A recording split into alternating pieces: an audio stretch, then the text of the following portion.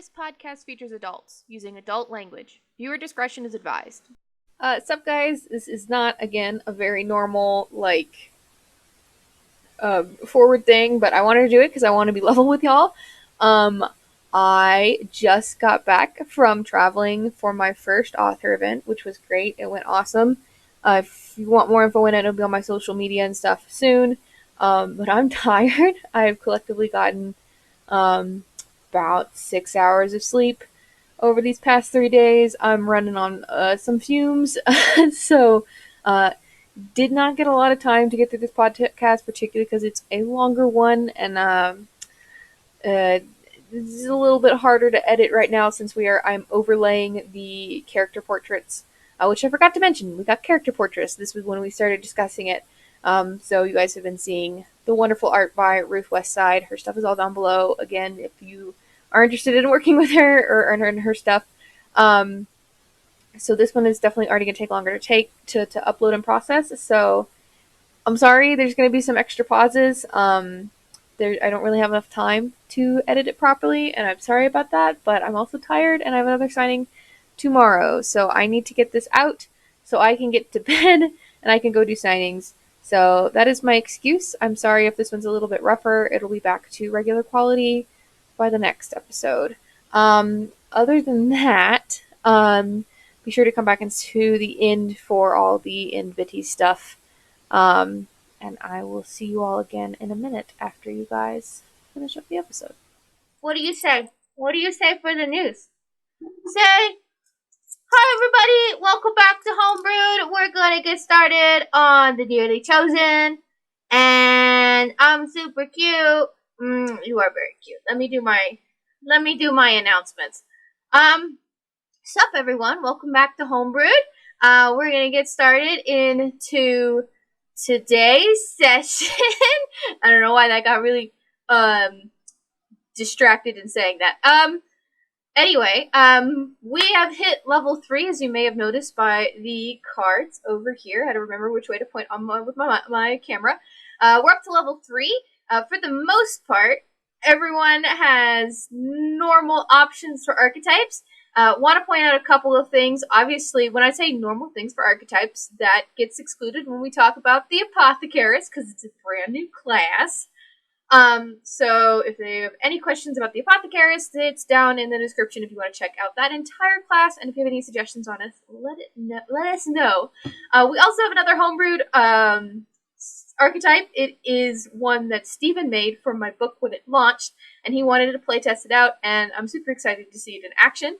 And you can check that out. Also in the description, it will be available if you want to do that. Basic starter reminder that if you ever want to support the podcast, make sure you go check out our Patreon. You get access to all of our videos, all of the streams early. You get access to talking to all of us separately about questions that maybe we won't necessarily answer in the comment section, so teasers and stuff.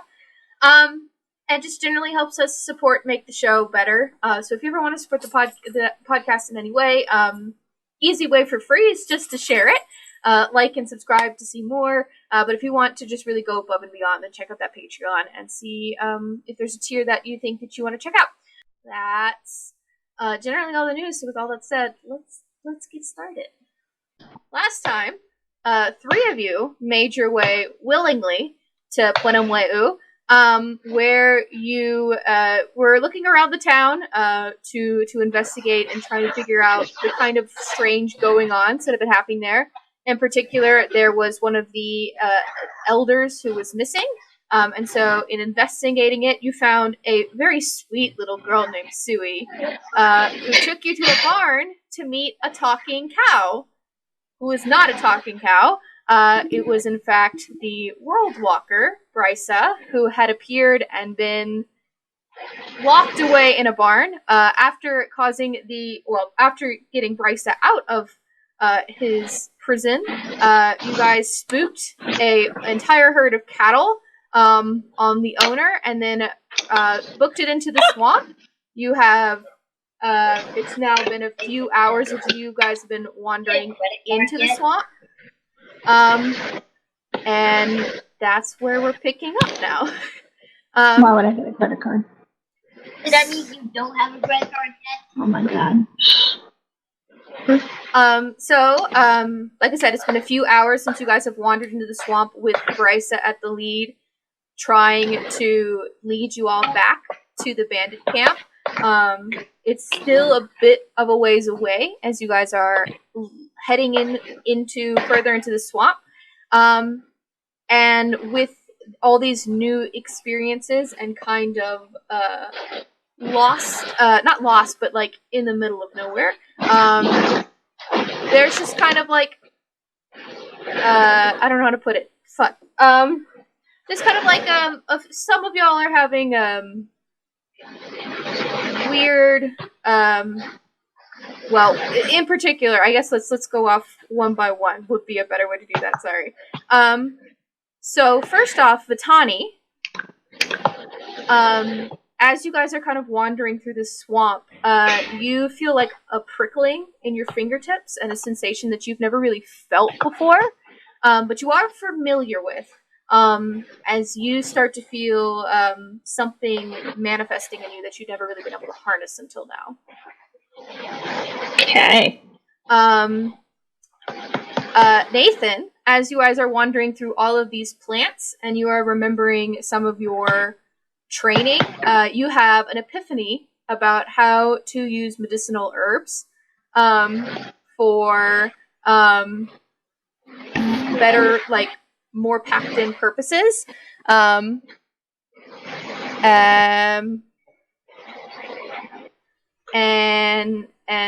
sorry, I'm trying to come up with good narrative.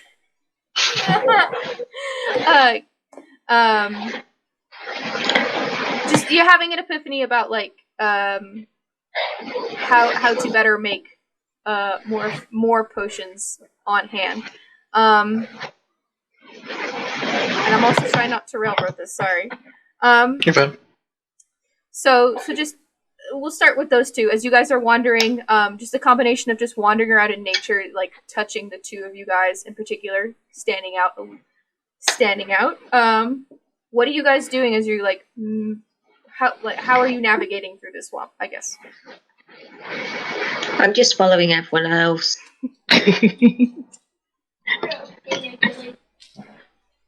I'm blanking again. Where were we going? We're heading through the swamp to get the bandits, correct? Yes. Come out. Could I try to see if there's any signs of like footprints in the mud or anything like that? Sure. Make a survival check.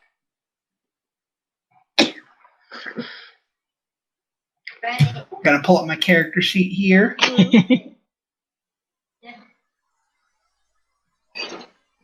Mm. 17. Okay. Ooh. So the marsh is a little bit like uneasy and unfamiliar to you, but traveling in like thick forests and not necessarily brackish, but heavy foliage. Foliage is the right word. Why does it sound wrong when I say it?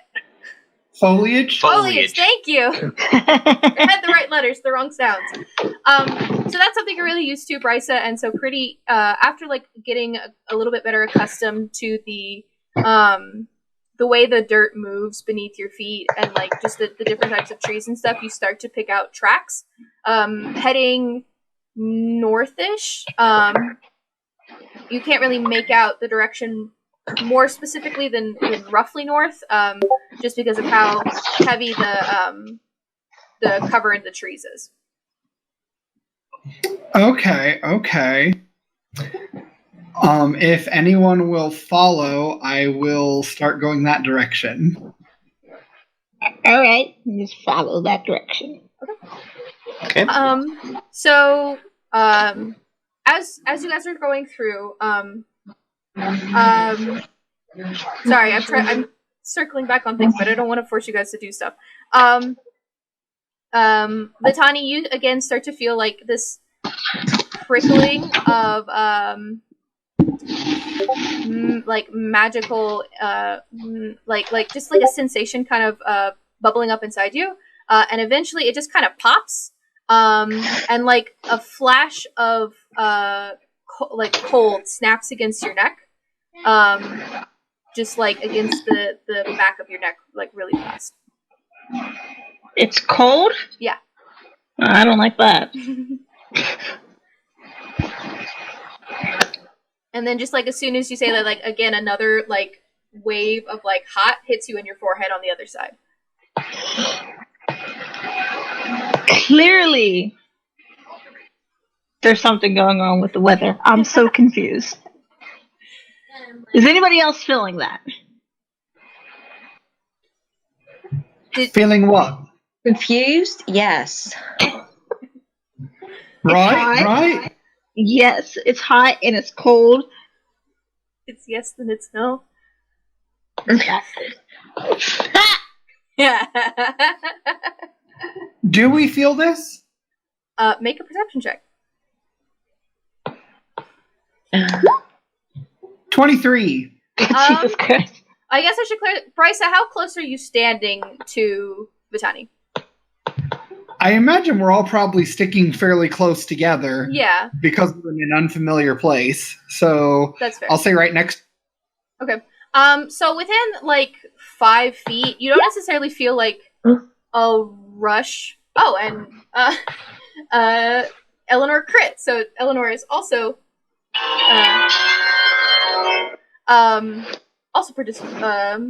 also like observing things. So like as you two are like kind of getting close as Vitani is saying this, you don't necessarily like feel any like shift in the temperature. But like really close to Vitani, you can sense like some kind of like puff of like heat disturbance, but it's like minuscule. Like it's like the size, not like you could like if it were a solid, you could probably cup it. It's like a really small puff of like different temperature.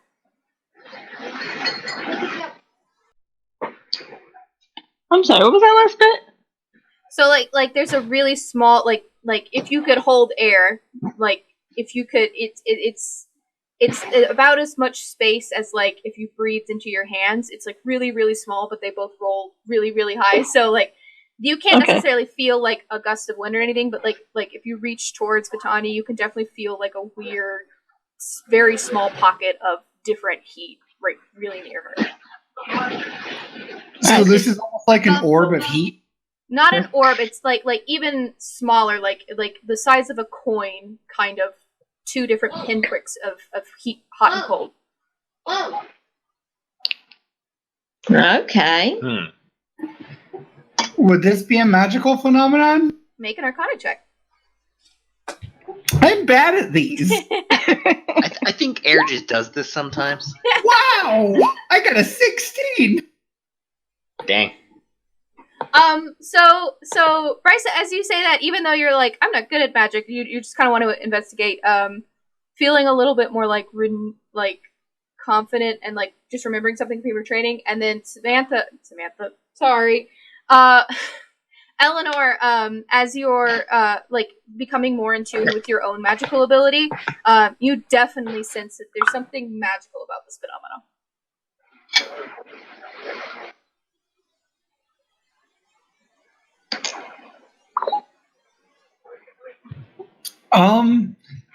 So this place is magic, I guess.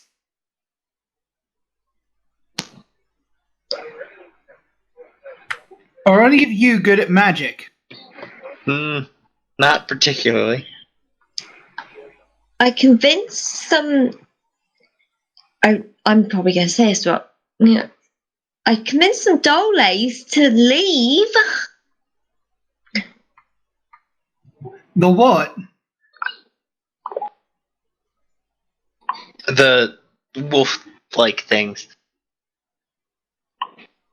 that live around here.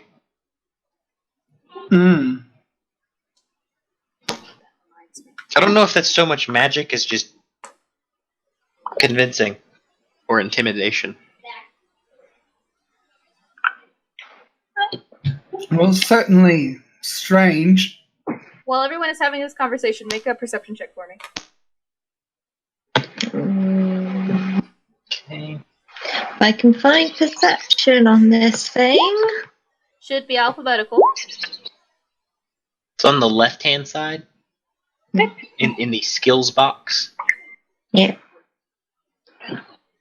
Got it. Oh, no. Ah! You okay? Yeah, just a sharpshooting pain went through my leg. Ooh. Sorry. Ouch. That's my fault. I was messing with the cat. And I pulled it the wrong way. Ooh, 27. Oh.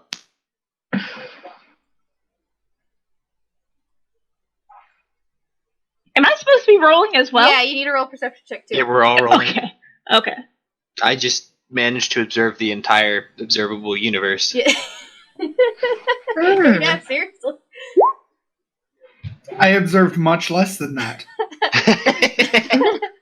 So, Brysa, you're like really fascinated with like sensing this arcane phenomenon that you're like super involved to the point that you're pulling in and Eleanor as well, like there's something weird magical going on.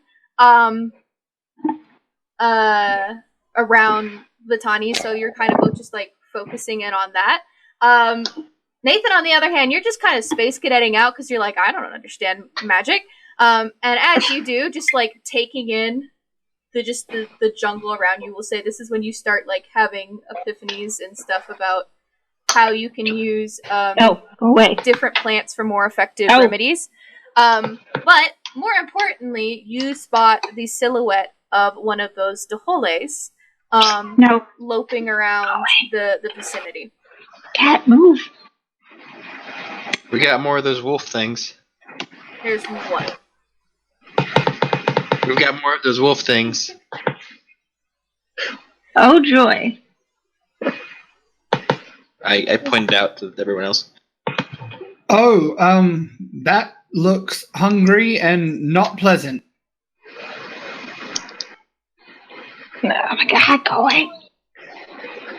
So I'm dealing with some feverish issues right now, and now we got more wolves coming. This is gonna be fun. As you're saying, as you pointed out, Nathan, you see the Dahole actually sits down on like the nearest bank to you. Oh, kidding. And then it offers me a cigarette. No. How are you guys doing this fine evening? No, go away. Stop. Okay. I guess we keep on watching it. I wasn't gonna just attack it. Oh. They're not cute. Get out of here. Do these things tend to travel in packs? Yeah, at least from what we've encountered. So it's entirely plausible that there are more nearby. Yep. Yeah, don't start. So we should probably stay on our guard. Good to know. Yes. No. Cat, move. Cat wants to play D&D too. We gotta make another character sheet now. Right? Okay. So is this thing like attacking us or approaching us, or it's just watching It's us? just sitting watching. All right. Can we walk away from it? Yeah. Okay. Maybe So we we keep should- going on our path. Maybe we should just like offer some food or something. I feel kind of rude just walking past it. You think it likes cookies? Yeah. Maybe not the chocolate ones. A plain snickerdoodle should do. Okay. Are you offering the Dahole a cookie? Yes, who wants to offer the cookie? No, I will. Okay. I'm staying away from it. So Eleanor, taking your snickerdoodle, you kind of wade through the marsh and hold out your this cookie to a wild animal, which this is something that Emilie has a lot of experience with across campaign, it seems. This is how I'm going to die. Is it normal for children to offer cookies to large monsters? Yeah, that's pretty normal.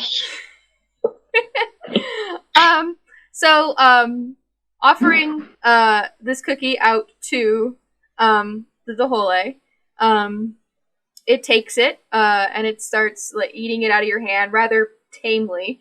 And as it starts like licking your palm, Eleanor, you feel like so that like arcane sensation that's you starting to like familiarize with, you feel it like react to this creature, and like almost instantly you feel like a connection form between you two.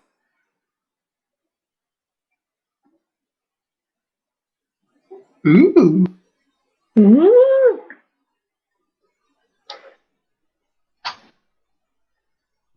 Did we just pick up a pet? Oh my god. Yeah. We got a puppy. Yeah. What that one? Yeah, I am going to cast. Can't name it Brushy again though. Oh no, I picked this one. This one's a girl. Okay. Totally different to Brushy. Brushy is the wolf that Emilie tamed in the other campaign. Not using ranger I abilities. didn't name Brushy, to be fair. That's true. Just so everyone else gets the in joke.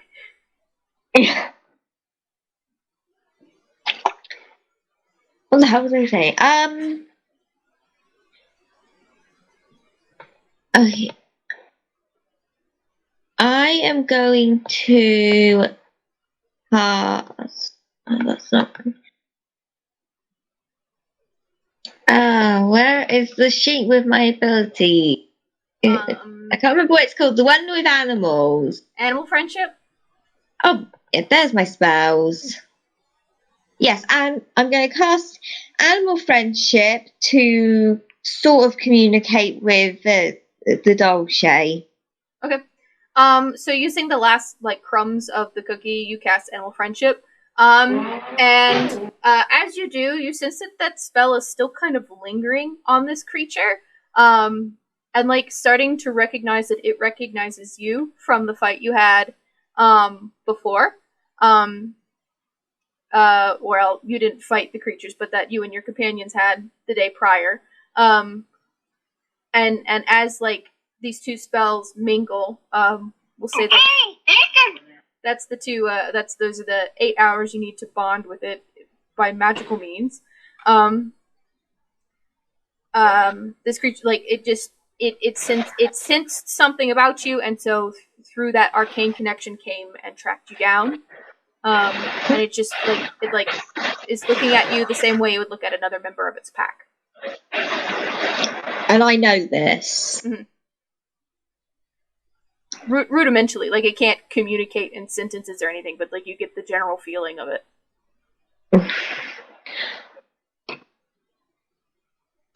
I look at the Dolce and say, "Friends." And it thumps its tail, its ears somewhat relaxing and rounding a little bit, arcanely, as it becomes, we'll say, semi-domesticated because of your communication with it. Wanna come help us fight bandits, go? She tilts her head in confusion. Come on then.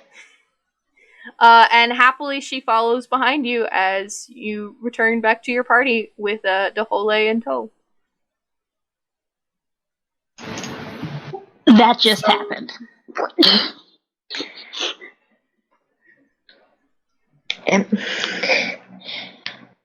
I shall call her Thaleen. Feeling. And she's Okay. not going to attack us. Oh, she's not going to attack me. I can't speak for you. Is she? She's not going to. Ouch. She does not appear to be aggressive to anyone who is friendly towards Eleanor. Be nice to me, she'll be nice to you. Good to know.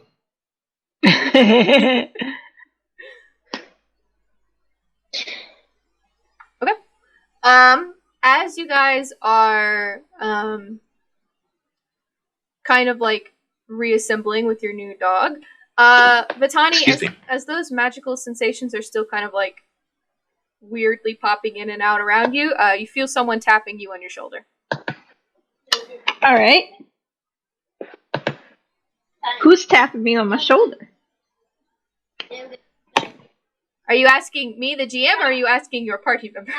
I'm asking the party. Okay. Not me. Not I.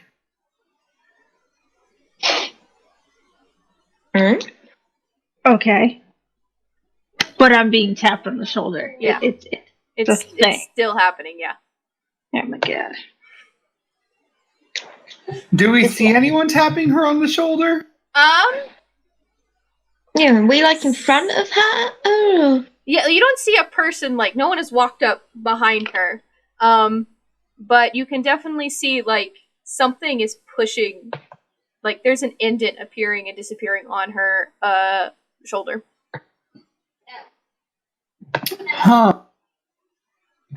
I reach my hand out to see if there's somebody there. Okay. You reach out and you, like, where are you reaching to? Like, to where the indent is appearing, or just, like, in the space behind Vitani? Both. Okay. Just like swiping my hand back and. So with a swipe of your hand, like, behind her back, you just hit open air. As you, like, reach to, like, grab towards her shoulder to investigate it, you feel like a tingling sensation wash over your palm. Oh, that's really creepy.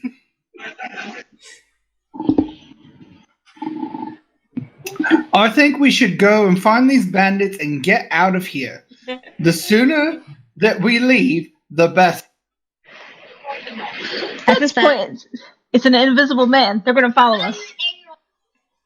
Vitani, that tapping is continuing on your shoulder. Oh my god. I need something. Mm-hmm. Can I feel? Can you Try slapping it. You said slapping it? Yes. Yeah, when you feel slap where whatever's touching you should be. Yeah, they're touching me. When they're touching me, can I grab onto them? Okay. Yeah, so you reach out to slap the hand back or to grab it, and as you do, you feel an open palm hit you back in the hand. Okay. What is this? Is it something invisible? Handshake. Yeah, secret handshake. Are you really gonna secret handshake it back? Yes. Okay. So grappling it, like pulling it to in front of you, as you pull it into like starting the hand motions into a secret handshake, in your hand appears a phantasmal hand, in the same shape as your own, and it move and reflects, as if reading your thoughts for this handshake before you would even be able to communicate it to another individual. Oh, this is cool. Where's the tool? It's mimicking You're just me. miming shaking a hand. I will say at this point, when she starts doing this secret handshake, you guys can also see the phantasmal hand.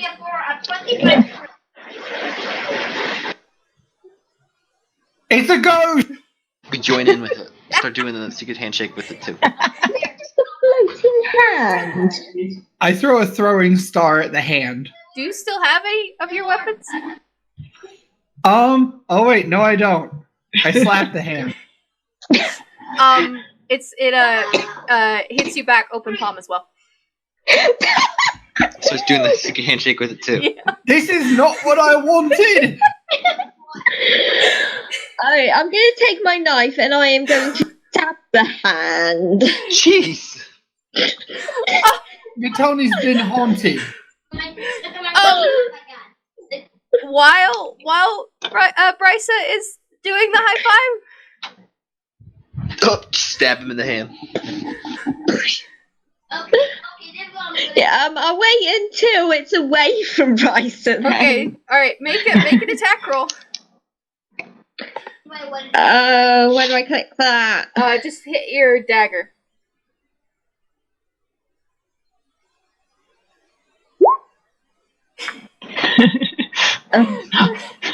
That was a critical fail. Oh no! Oh no! Oh no! I wasn't on my side I gave in the first place. What? Well, you rolled a 1. I did. You rolled a 1, and then it added the 4, so it was a critical fail. So, oh no, Brysa. That was no. I stabbed him, that didn't I? Yeah, so Eleanor comes around with a knife to stab the phantasmal hand, and unfortunately you pull away too short as you take a knife to the palm, because the knife went right through that phantom hand and hit you. Wait, who's taking the knife to the palm? Me or Brysa. Brysa is. Brysa? Oh. Ow! Why'd you do that? Sorry, I didn't even do anything to you. Pretty sure we should just take the knife away from her. Who trusts children with knives in the first place? I mean, obviously someone should have a word with her mother. Who thought it was a good idea to give a child a knife? I mean, Like, if I saw a child with a knife, my reaction would be no! Why do they have a knife? I'd probably be like, you shouldn't have that. You're not cut out for this. No, it's not my kid. Not my circus, not my monkey. Says the doctor. See, there's a point to not giving kids knives. Yes, as a matter of fact, there is. There's also a point on the knife. And it's clearly through your hand right now. Probably fix that up. As you all are having this fight, that phantasmal hand is just like shaking itself off like it got stabbed too. Someone mute their phone. I don't know whose it is. No, that's I'm turning it down now. Okay. Yeah. So now that I'm bleeding profusely, Stick the knife back in to stop the bleeding. Says the doctor. no! Oh wait, sorry. I could go with some real medieval medical advice. To stop your bleeding, we're gonna bleed you. Nathan, you just reach into the water and pull out a leech. No, just stab him again so he bleeds. Doesn't have What's to be wrong with leeches. you? What kind of doctor are you? Medieval! This is You've got a child common that's technology. stabbing people and charming wolves, and you've got this doctor that wants to stab me again because one injury isn't good. What kind of world is this? I don't know how to fix this. I can't fix you people. Party in the history of Dungeons and Dragons. What? We're like the worst party in the history of Dungeons and Dragons. And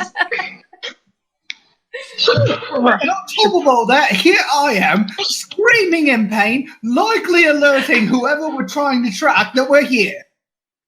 Oh, See. I'm gonna have the plasma hand cover Watch. Bryce's mouth. It's okay. It's okay. Okay, so you reach out. You like reach to make the hand move, and it does respond to your command and covers up Bryce's mouth. Oh, that's cool. And I will say you are now officially in control of your mage hand. Yes.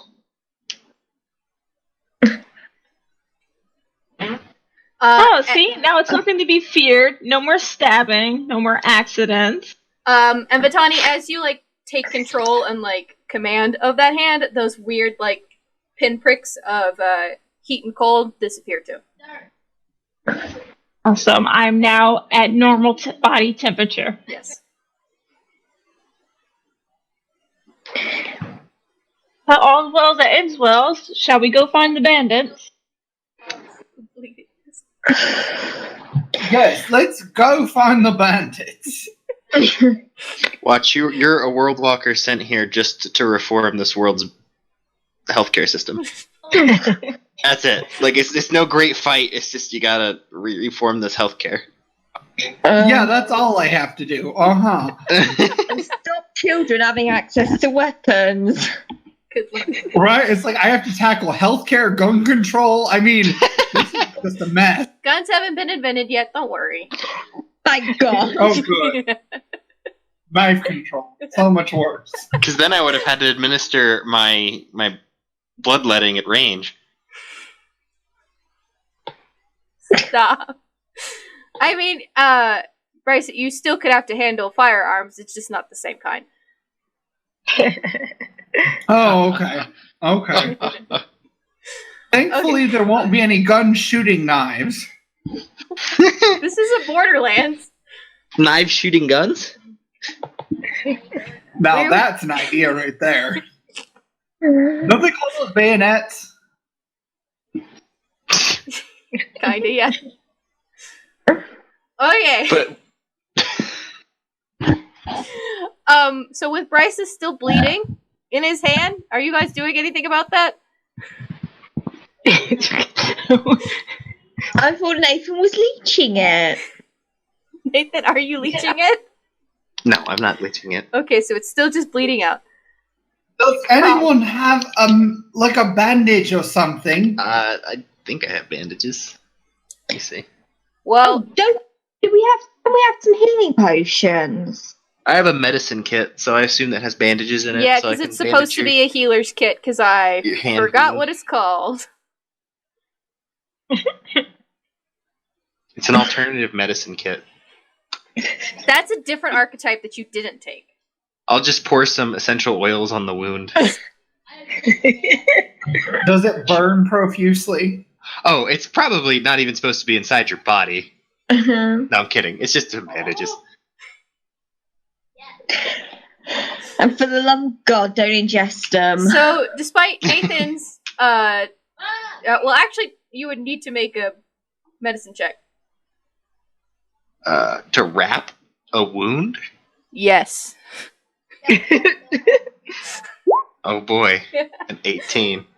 I wrap it expertly. Yep. I mean, you have a +7. I wasn't thinking it was going to be too hard for you.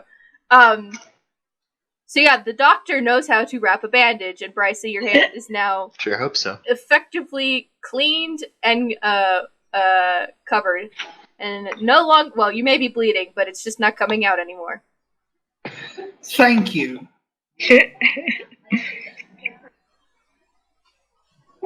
So, bandits, right? Now we've gotten used to stabbing. So, yes. Alright. So now that everyone has their powers, you guys continue along through the swamp. Bryce rolled really well, so again, it's like not very hard for you guys to make your way through. It still does take most of the day before you come across a cliff. And at it's not really a cliff, more as it's like a steeper hill.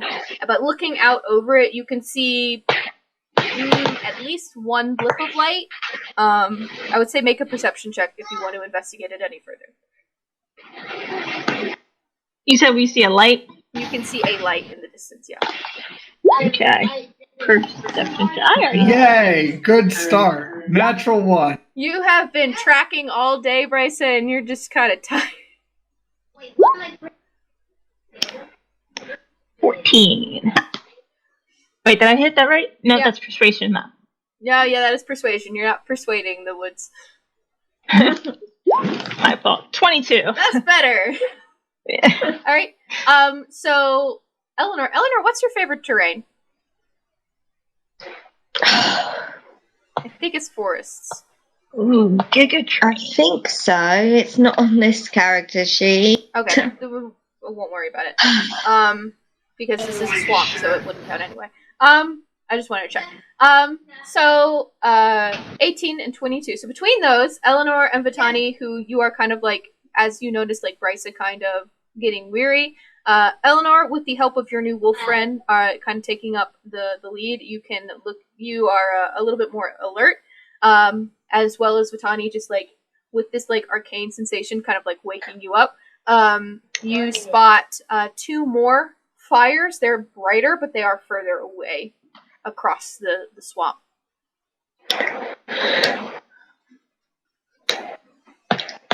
What did you say they were? They appear to be fires of some kind. Oh, fires. Yep. Oh my. Okay, fires. That probably means people. It's not burning fires. Are these like campfires? Yeah, it would appear. Okay. And I will say with that, let me drag the players over to the new map. Let me know if that loaded in. Oh, yes.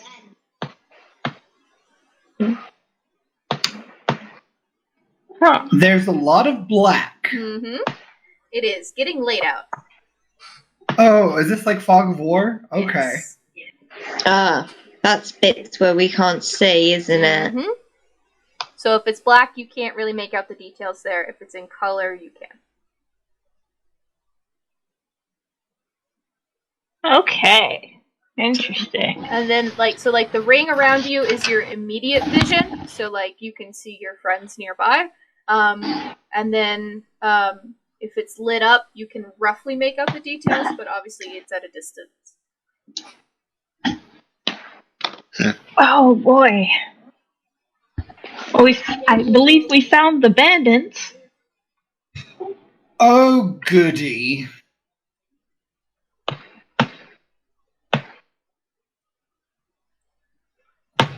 You know, now would be an excellent time for you to get to that stabbing business again. But not with me.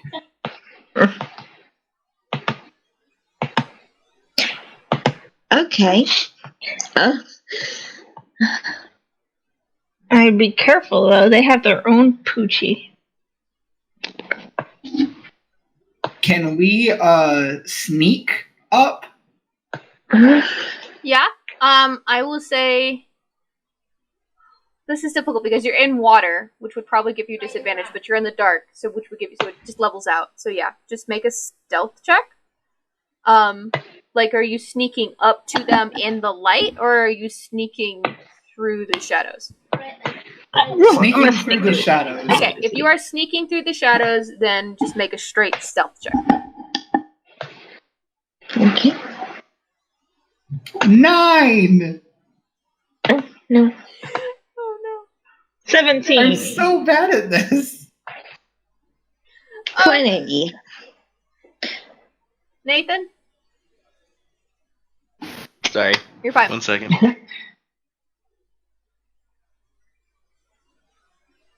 Nope, I rolled initiative, not stealth. 1 second. There we go. 11. Okay.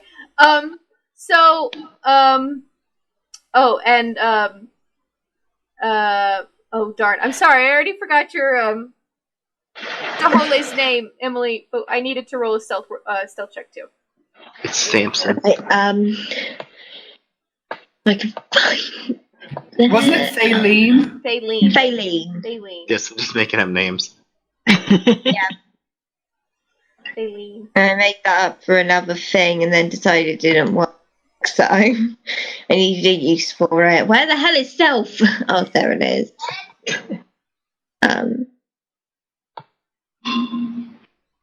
Okay, it doesn't do the clicky thing. Does it? I think it's a +4, right? Yeah. Alright, then we'll just roll a dice in here and I'll figure it out for you later.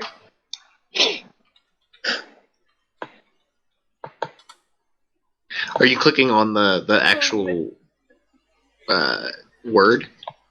Yeah. I shouldn't have rolled for you, I'm sorry. A 5. No, it's a crit. Fail. Oh dear. You can't crit fail skills. We've had a lot of those tonight. Yeah, we've had a lot of crit fails already on skills. What are you talking about? No, I mean, like, you can roll, like, low on them, but you can't crit fail it. They rolled a 1. Yeah, I know. But, like, it doesn't automatically fail because of that. Okay. Well, so I will say, Brysa, as you are like leading the charge down this, your antlers snag on some low-hanging branches. But fortunately for you, as the rest of your party kind of helps you compensate and get your balance back, and the rest of you like balance out in the water, Faylene like starts splashing through the water, like Fox pounces through it, and is now drawn the attention of this guy over here. Yeah, boy. Has been alerted, as well as The entire camp. this fella right here. As far as Oh dear. they haven't seen you, but they are aware that something is happening over there. Where are you guys moving to, by the way? Oh, I'm in the shadows. I'm going to stand right behind this fellow who's who's a square down from what looks like a tiny volcano, but I'm assuming a campfire. That's the campfire, yeah. Okay, so yeah, I'm gonna go stand behind him and I'm gonna stab him. Okay. Oh, hang on. Wait, where? So you're going Where up are to this guy right here? Yeah. Well, I need you to move first so that you can see him. I can't see anything all of a sudden. Like, the whole little circle just vanished to me. You might be inside of something. Oh, I think you walked in a tree. Yeah, you're in a tree. Oh. Okay. Yeah, so I'm going to move you over 1. Is that better? Yeah, there you are. A little bit. So, No you longer can in a see where tree. the shadows are? Where are you? Okay, so we're gonna fight them and then die to the entire camp. Oh, there's 2 guys here. Maybe I can distract one with my plasma hand. Okay, but Yeah, bring him Eleanor, out. Eleanor, you said you are going up, and I will say with how high you rolled a stealth check, you can go right up while people are distracted and stab him. But if that is what you're doing, then we are rolling initiative. Sorry? If you are going to stab this person, then I need everyone to roll initiative. Okay. Alright, Where's battle. initiative? So I guess we're getting to combat then. Initiative is on the top middle of the page.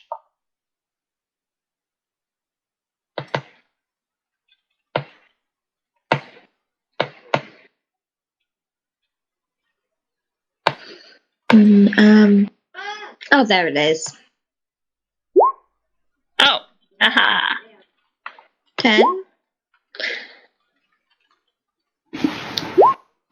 20. Okay then. 21.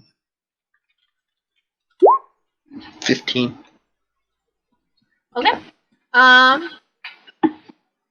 Let me add that in. Oh, it already does it for me. That's amazing. Ah. Sorry, I had a realization. 1 second. I put too many people in the turn order, and I got confused. Okay.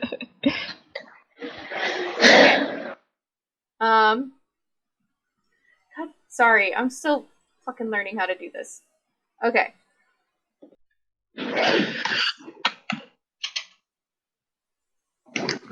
Why isn't it saving this? Damn it, there we go. Okay. I got it fixed. Alright. No. Fuck. There we go. Okay. Sorry. I got it working. Okay. Well, with Eleanor coming to stab the guy, that means top of the round, it's Bryce's turn. Okay. I would like to use my chosen emissary feature, Okay? which is that I can spend 2 key points, so half my key points, to cast Find Steed. Alright. So I would like to do that, please. Okie doke. Where are you dropping this? Where we drop him, boys. Probably. Stop taking. I don't know if you can see where I click. It's delayed, but there's your token and you can put it where you would like. If you click and hold, that will show where you click. If it Okay. I was Right there. Does that work? That works. Okay. So, Brysa, seeing your friend pull back her knife, I don't know if I should say friend, but your new companion, you reach out into, like, help them and, like, call on, they just, like, reflex, like, call on the most powerful instinct you have, and as you do, you spend those 2 key points, and that energy manifests as the world rips, and a burst of mist, congeals and then spreads out, and in its place, you see, your friend, how do you pronounce their name? Virathine? Virathine appears, with a thud, and rears and throws her head, and lands and bears her face down, at the Mastiff and Bandit, across from her, and I'll need a initiative for Virathine. Okay. I'm not sure how to roll that here. I'm looking for it on the sheet that you made. Yeah. I don't think they get a bonus, so just an initiative roll plus dex. Okay, so Why? That.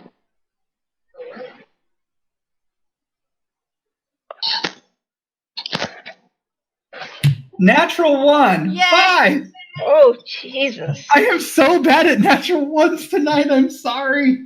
It's okay. These dice are broken. A lot of those. At least, Matani, you're not the only one getting crit fails anymore, because you were getting, like, an unnecessary amount of them. That joy is now spreading to everyone else. Yeah, last time was seriously unfair. I almost died. Look at this. Oh, I'm getting plenty for everyone now. Share the failure around. Yes. Yes. Alright, so, is that an action or a bonus action? Or do you want to do I'm anything about else? to look. Okay.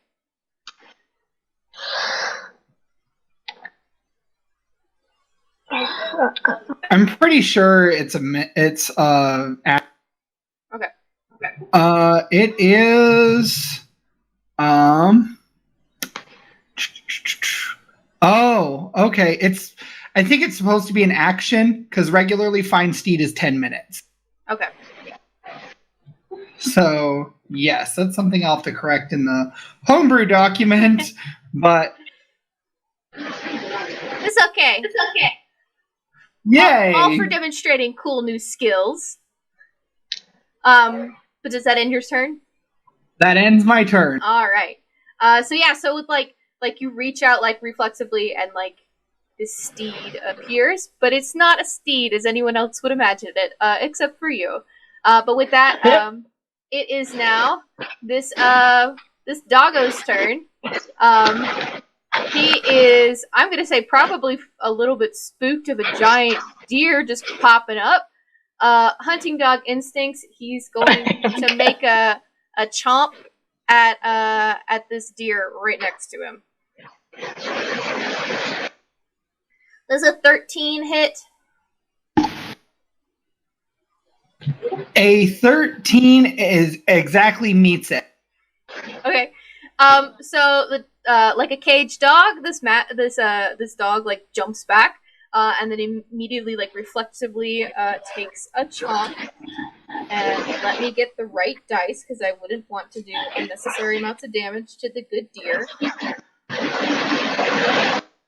Oh, that's the wrong dice. I was about to do way too much damage to the good deer.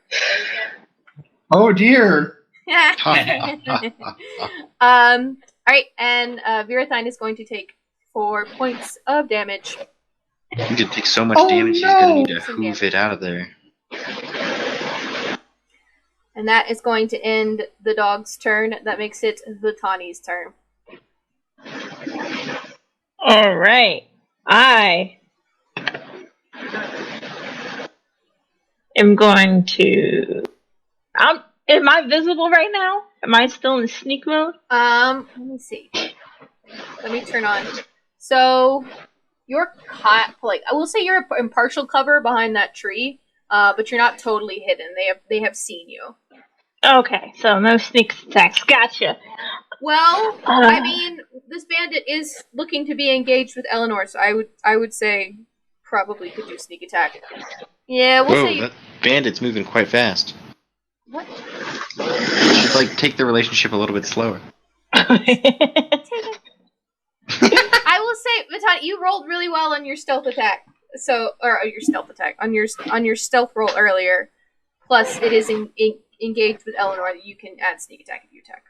All right, let's whip around and sneak attack. And you said with my dagger, right? Dagger, yeah.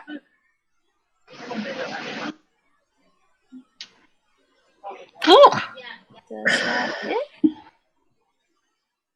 so Okay. bad. Okay. So you come around with your dagger feeling like really confident. As you reach out to sneak up on this bandit, you just barely miss, just nicking across his armor, catching a few of the stitches and like loosening a patch in his armor. But unfortunately, he does not take any damage. Ugh. Piece of 7. You have anything else you want to do on your turn?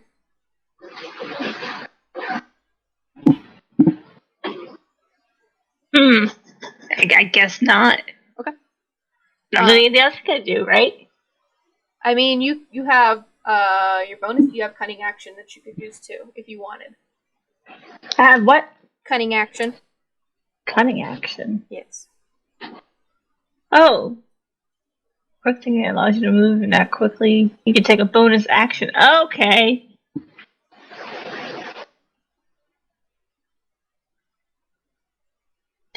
Take the dash. Disengage. Guess I'll back up then. Okay, so are you use cunning action to disengage, or are you just backing up? Disengage. Okay. So using cunning action, you disengage and back up. Where do you move to? Over here. Okay. Alright. That makes it Nathan's turn. How's everybody's health doing? Brysa is the only one who's taken damage. Okay. It's not very much, is it? No. Okay. Let's see. Actually, where I'm standing right now, I can shoot this guy. Okay.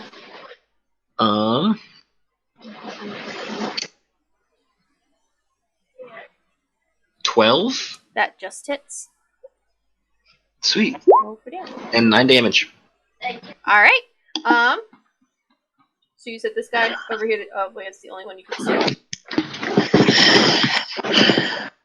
So for 9 damage. Fuck, I have to do math now. Thanks, King. You're welcome. Okay. It's 1 less than 10. Alright, so still kind of hidden behind your allies, seeing this deer does not faze you, but it does faze the bandit as you lean around and launch a bolt, pegging him right like inches away from his heart. And he like reels back and like drops to one knee, like clutching this bolt. It is not looking super. Do you do anything else on your turn? Nope. Okay. That means it is the other bandit's turn. Seeing Eleanor coming up to stab him, is gonna pull out his short sword and take a swing at her. That's not what I wanted to do. Can you not? There's so many problems with running on 2 screens. I always get confused on which screen I need to be on. Okay. He's gonna roll. Does a 15 hit you, Eleanor?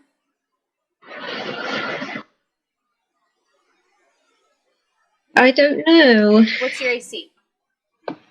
Oh.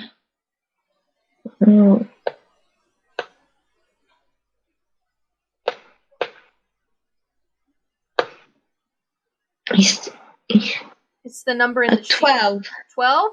Okay, then he does hit you. So, like, seeing you raise your arm up to stab him, he, like, swings low to hit you in your chest with his sword, and you take 3 points of slashing damage. Ow. That's going to be his turn. It is the other bandit's turn, who is not looking great. He is going to,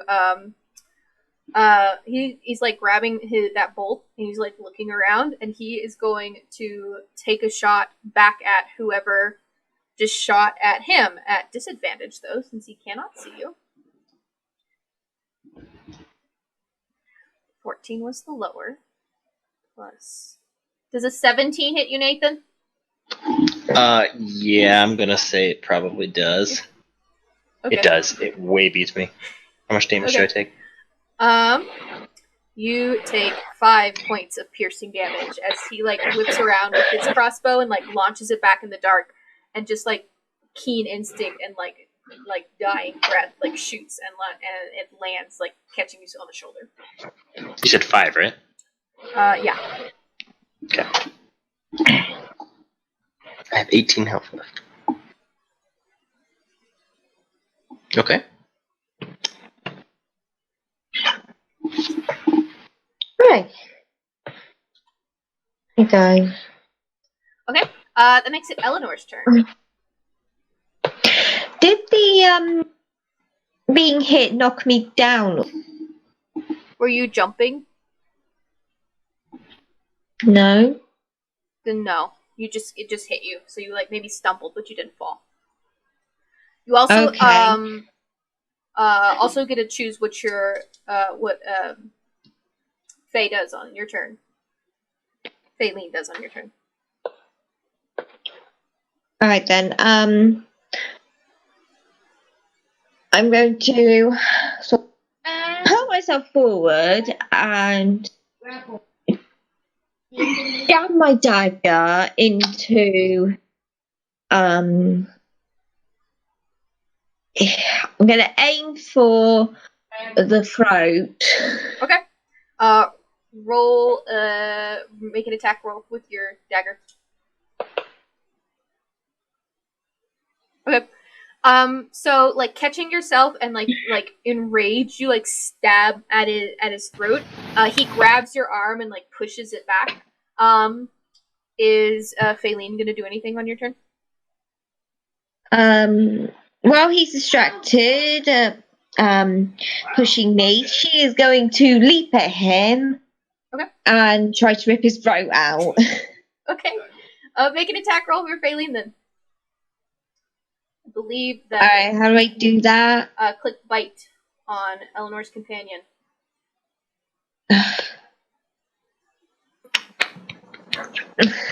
Bear with. Bite. There you go. Okay. So an 11.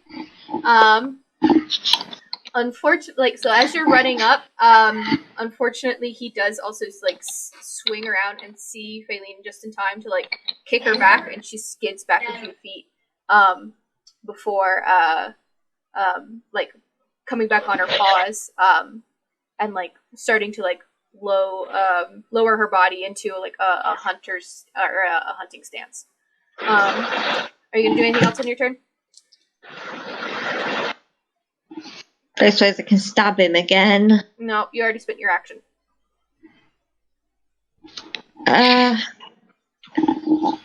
Then that's it. Okay. That means it is Virathine's turn. Okay. So, I think she will try to make a hooves attack, rearing up and trying to stomp on the animal that tried to bite. Okay. Make an attack roll. Let me see if I can do this.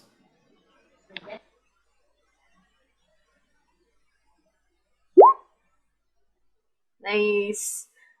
So getting that bite into her like her lower side, she just kind of like swings down and just smacks him hard on the head. Please roll for damage. Nope, that was just a regular attack. I don't think I get to roll damage that way. Yeah. So I'll have to roll it the old-fashioned. Sorry. Still figuring out macros.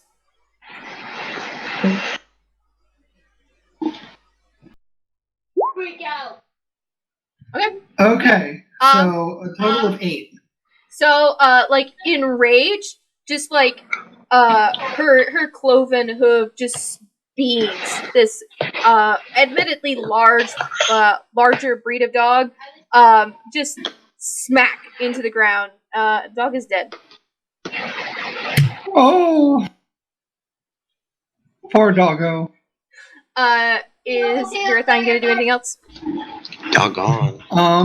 I think she would likely Misty Step under me. Okay. Even though I wouldn't want it.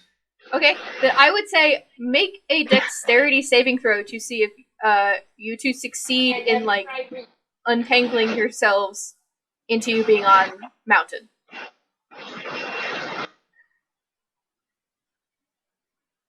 I got an 11. Okay. It's not easy. Let's say you're backwards, but you are currently now mounted on Virathine. And I will try not to overlay your icons because it'll be hard to grab you then. Gotcha. But you are, for the sake of the narrative, you are now backwards mounted on your heart.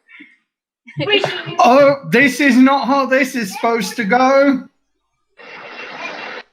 Okay. Is she gonna do anything else? That's probably it. Okay. Then it's back to the top of the order. It is Bryce's turn. I will right myself so I'm forward, chiding her. And will then try to point at the bandit and say, "Surrender now." Okay, which one? Both of them? Yeah. Okay. Make an intimidation check. I'll say with advantage because your deer just beamed their dog to death. What? Okay, advantage. And intimidation? Yes. 16. Okay. So it wasn't that high of a DC since one of them is dying. So the one that is like clutching at his chest, like bleeding out, he like just kind of nods and like puts up his spare hand. The other one's still holding the bolts. The other one like turns to Eleanor and then turns to you, and then like reluctantly drops his sword. I guess that's my turn. Okay. That would mean it's Vitani's turn. Okay. Wow, we're not getting rid of any of these things. We're bad at that. Wait, we got rid of the dog? Yeah. That's so sad. Okay. Right? Is this my magic? Is there friendly fire? Yes. I mean, you can hit your friends if you chose to. Well, yes. No, there's not. I forget how friendly fire works. Usually there's friendly fire if Yes. it's area of effect, unless it says you designate creatures. Yeah. So, like, fireball hits everybody. Yeah. Okay, Everybody what about dies. Or if you what about magic missile? magic missile, you get to decide who it hits. Okay. I'm gonna use magic missile on the guy closest to Eleanor. Okay. That's an auto hit. So click magic missile to do it 3 times. Like, click it 3 times? Yeah. Hey, Marshmallow. Are they supposed to be that low? Yeah, because it's Yes. 1d4 plus 1. Oh, But it's an auto okay. hit. You automatically do damage. Yeah. Okay. So let's see how much damage that is. Let's see. That's 7 plus 5. It's 11. Yeah. I don't want to say how do you want to 12, do this. not 11. I don't want to say how do you want to do this because I don't want to take that from Matt Mercer, but I like the premise. So until I come up with something better to say, how do you want to do this? Wait, I'm sorry. What? How do you want to finish him off? Why you think Like, I'm sorry, my nephew's. Am I saying like a magical word? No, like you killed him. How do you finish him off? What's your final blow? Like, describe it.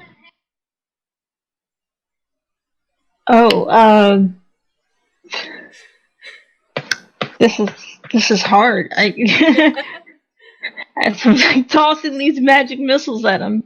Okay.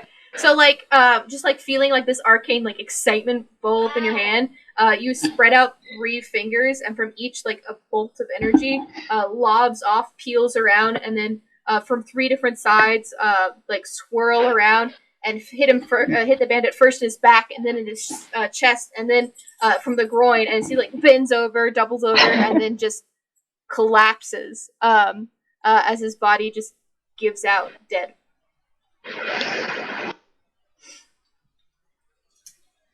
Are you gonna do anything else on your turn? Nope. Okay. I will say, having seen you blast his friend in the face, the other bandit is now hesitantly reaching towards his sword again. And that makes it Nathan's turn again. Okay. I'm gonna shoot again at the same guy. Everyone else is doing good on health. Yeah. Okay, I just want to make sure everyone's okay. Make it a disadvantage for me. Okay. Well, then it would be a 15. Okay. I'm just saying, because you're shooting through Brysa and his mount now in front of you. I'm assuming. Okay. Well, I still hit with the 15. So. Please move. Don't hit the deer.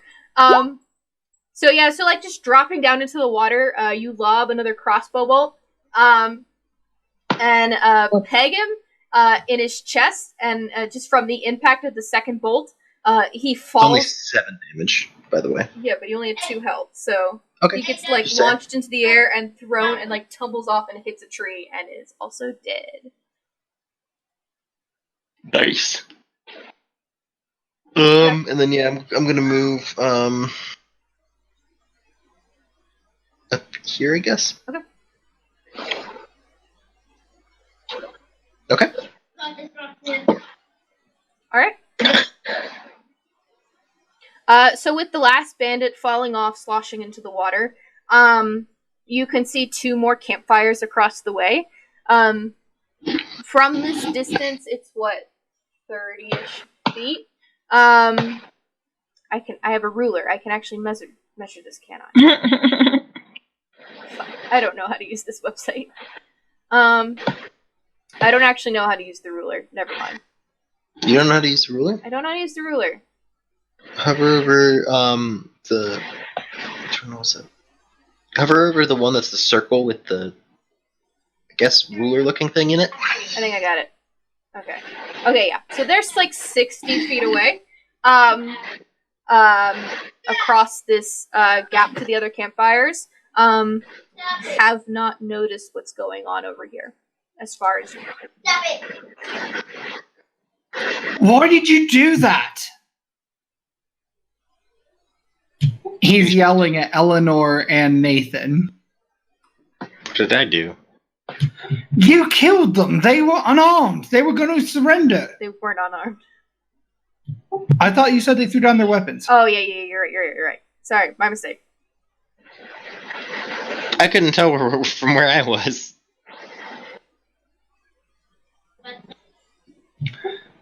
Why would you kill someone who was surrendered? Oh, they surrendered? Wait, they surrendered after they killed their dog? Yeah. Why did they surrender? Yeah. That was Bryson. What is surrendering? I must have missed that. Yeah. I missed the point of surrender. Yeah, no, I didn't see them from where I was. I would like to run up and see if I can stabilize them. Which one? The one who went down first, probably first. Okay, make a medicine check.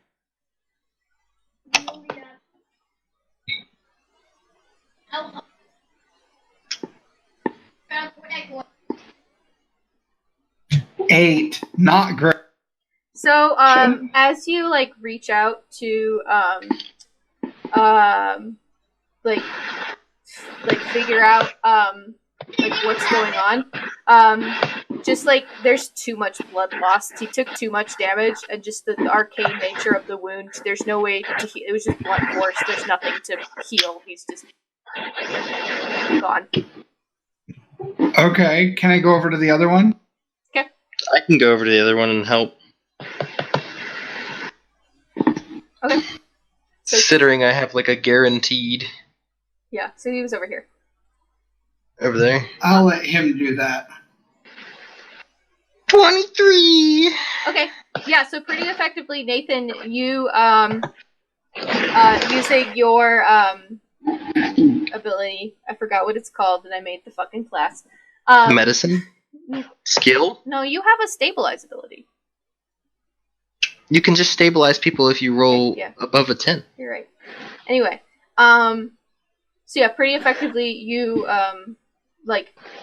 pull out the bolt and really quickly like bandage it up. And he's like breathing really heavy. He's not conscious, but he is stabilized.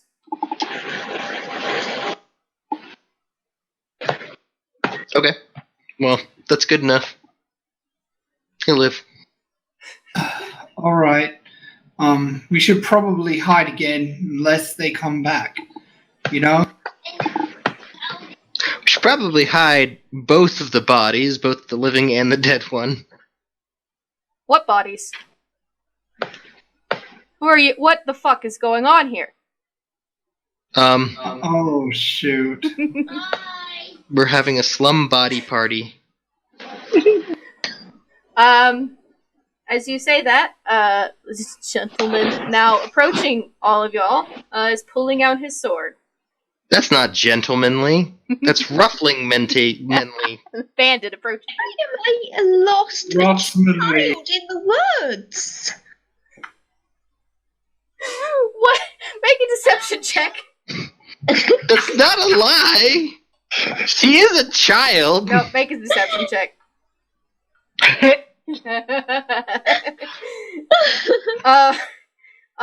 He lowers. He kind of half lowers his sword back into the sheath, and he looks between all of you, and he asks, "Why have you brought a child into? What kind of people are you?" That is a good question. You know, the normal type of people. I'd like to slowly approach him, and then like Ant-Man movie style, like punch him on the slide. Okay, have you dismounted at this point? You would have to dismount to stabilize the guy. Okay, I'll make an attack roll for an arm. And combat number 2. Woo! Okay. So yeah, pretty easily. Are you grappling him, or are you just gonna hit him? Well, I wanna like because you have to hit to grab him, right? Yeah. I want to get him in like a chokehold. Okay.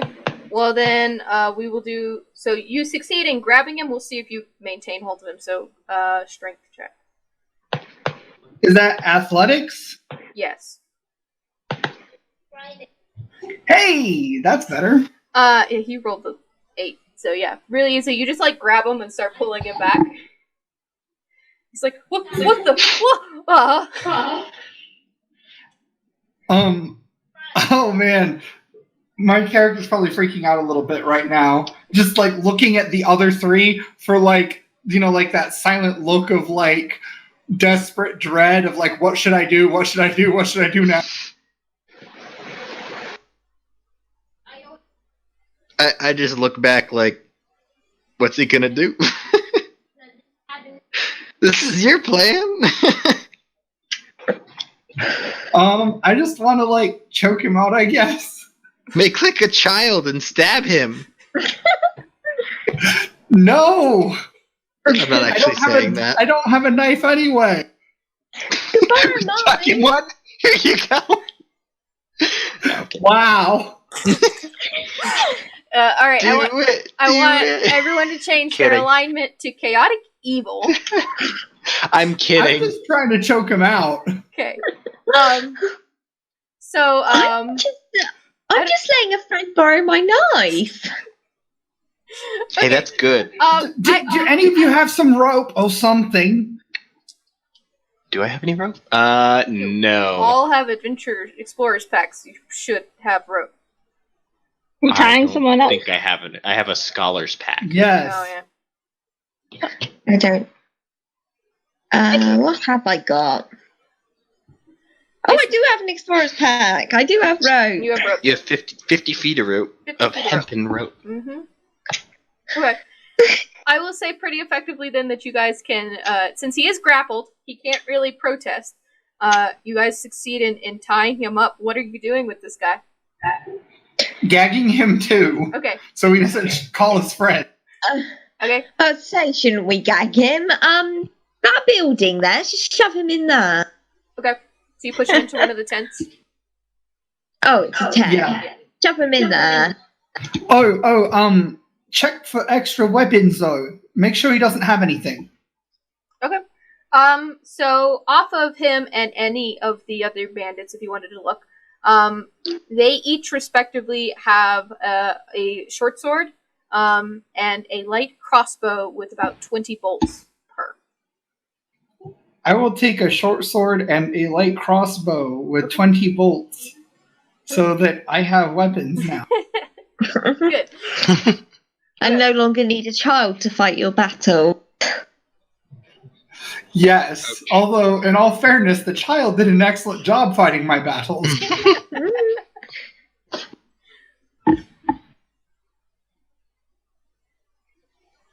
Okay. Again, it's easy to take these supplies from two dead people and someone tied up. So I'm gonna pop him over in the tent. One of them is stabilized. One is stabilized. That is true. That is true. Let me see if I can. He's alive. He's just hurt a lot. Okay, here. We'll say you shove there. He's in the other tent now. Shoving him in tents. There you go. Just stack them on top of each other. What do you do with the other body? This whole situation got real intense. I don't want to traumatize either of them, so can we just like put it in the bush behind the tent? Okay, yeah, just throw it into the trees. Sorry, this is top down. All of these are trees. Like the big okay, yeah. Throw it up in the base tree. of the tree, just behind the tent, so it's out of sight, out of mind. Okay. So yeah, just roll it into the. I mean, there are bushes around, but the bigger ones you see are trees. So yeah, just push them into the foliage. I can't speak. Foliage in the bushes behind the tent. And I'm not gonna get his token back out because he's dead. Okay, what are you guys doing now? All right, so we are doing this. We're actually doing this. Why are we attacking the bandits again? Like, what are we doing with these bandits? I mean, the bandits have been attacking people's villages, so And we're killing stopping them. So we're Yeah. dispensing So- justice. So we're going to take them to town to face justice. I don't think they Town have. is that fast. I don't think they have the infrastructure to handle that many criminals. Oh. All right. I think we're And- supposed to like play out the role of judge, jury, and executioner. Oh, well, I think they're expecting us to kill them.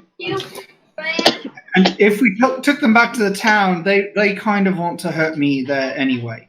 So, all right, I'd like to go into the tent and drag out the one that's conscious.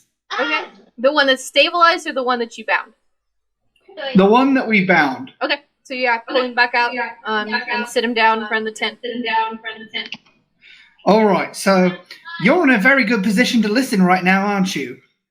So, you've made some bad decisions in life, clearly. Where have those got you?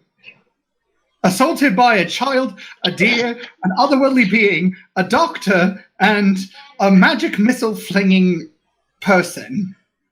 How'd that turn out for all of you? Not very well. So, perhaps... I will this point is- out that while you're saying all this, he's just looking really confused because he was not present for any of this. He walked up and you choked him out. He didn't see the first fight. You're right. Clearly, the bandit lifestyle is not working out for you right now. So, my advice to you is whenever you happen to get free, go out and make the world a better place and stop stealing from people. Because we are going to steal from all of you and you're going to learn how it feels, and perhaps then you will be a better person.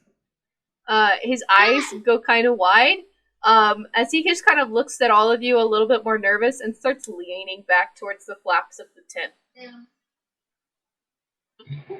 What's in the tent? Can I look to see if there's something he's trying to get at? Yeah, you can look at the tent. There, Like an extra knife or something? there appears to be like a bedroll and a backpack and some food, but you don't really see anything sharper than like a knife you find in a tinderbox. Or not a tinderbox, in this kit.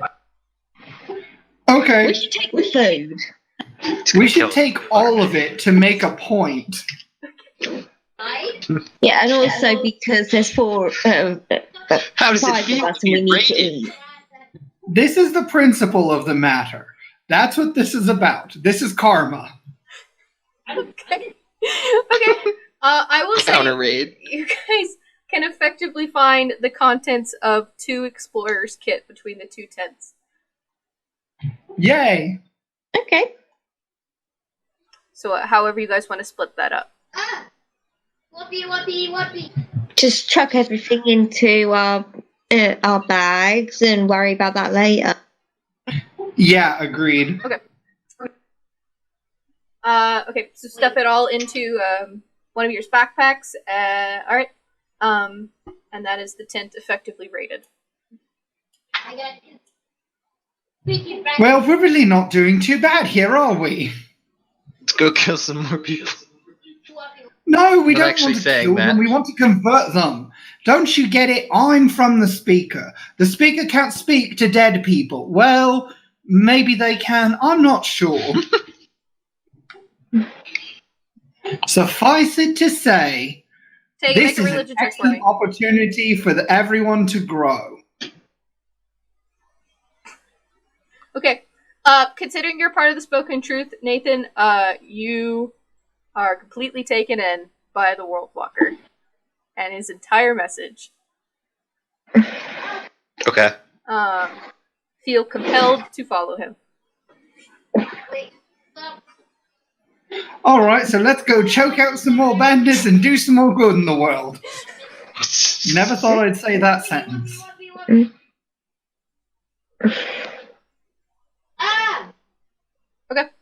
What are you guys doing now?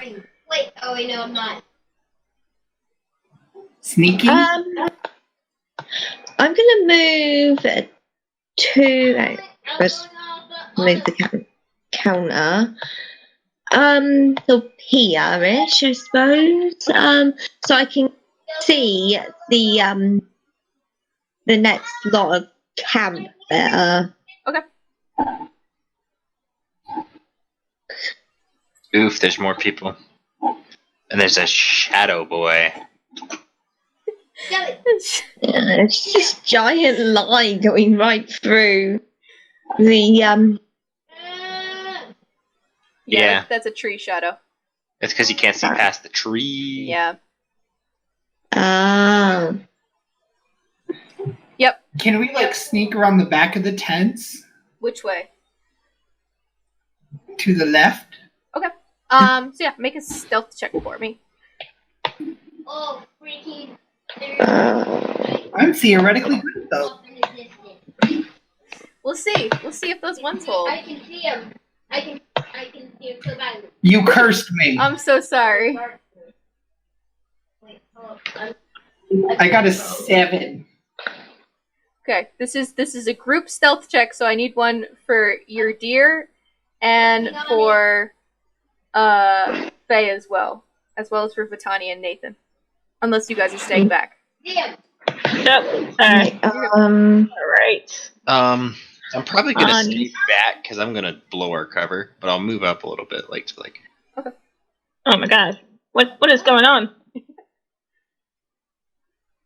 Natural 20 for the deer. There Oh you my go. gosh, finally. Just Misty Steps again for free. Aye. Oh wait, they can Misty Step for free. Not That's bad. how that works. Okay, there we go. Alright. Pull my stuff back up. The two animals have no problem. Stealthing it up. Just Yep. stealthing it up, yeah. Oh my god. Yeah, what did I get? 24. Oh, I got a 20.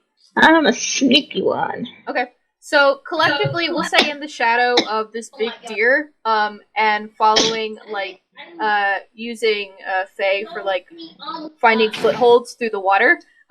You guys pretty easily can move around to the back of the camp without being spotted. Oh my god. But Nathan, that's a group stealth check if you wanted to come too.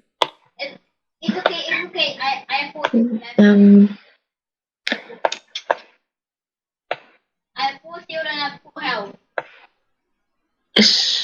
Okay. Whoa! You almost got my wall. Big for that. Still Alright. can't. Are you in the tree? No.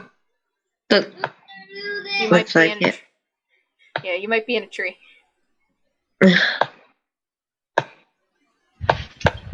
I'm going Okay. for. Oh, that's I can see that it's a dog and a human. Alright, so as you guys approach, it is... Let's see, what's the distance? Over to... Oh my god, that was so epic.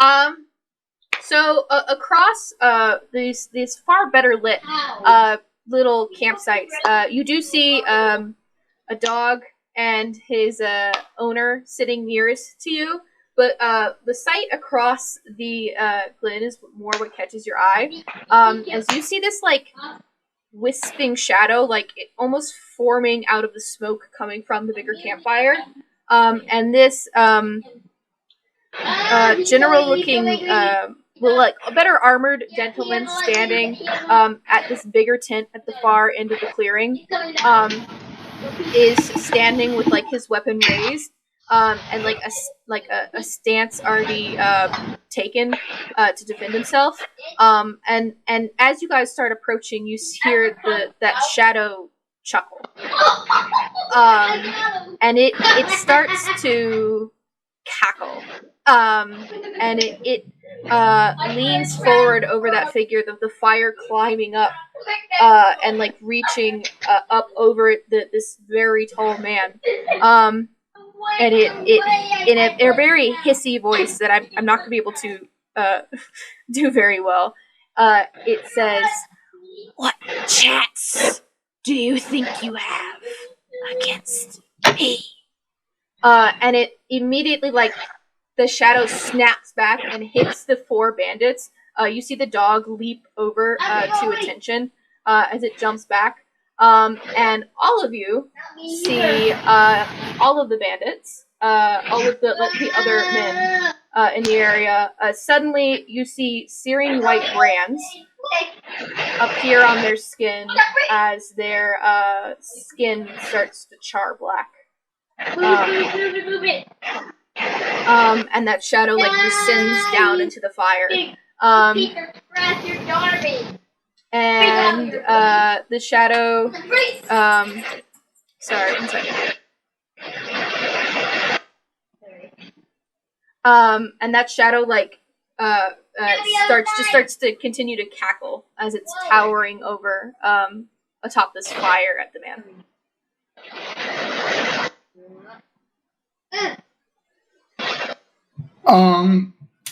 I feel like my heart would just charge at the shadow. Okay. I see him. Then we'll keep initiative. Let me add them in. What's her movement? That's about 60 feet. Her movement is 60 feet. Okay, well then gets right up to it. Alright, let me add everyone into the turn order. Wait, he's at the base. I think he's going to die because of...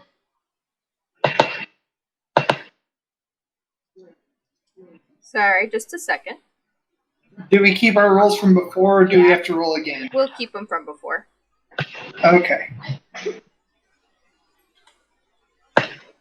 Just because that makes things easier. And you guys have, it's like been like 15 minutes, so you're probably still in like a combat. Okay. Hi, Ranger. Do you want to come play? You can come play. He's going in. Alright. Descending. Okay. He's so dead when he walks out.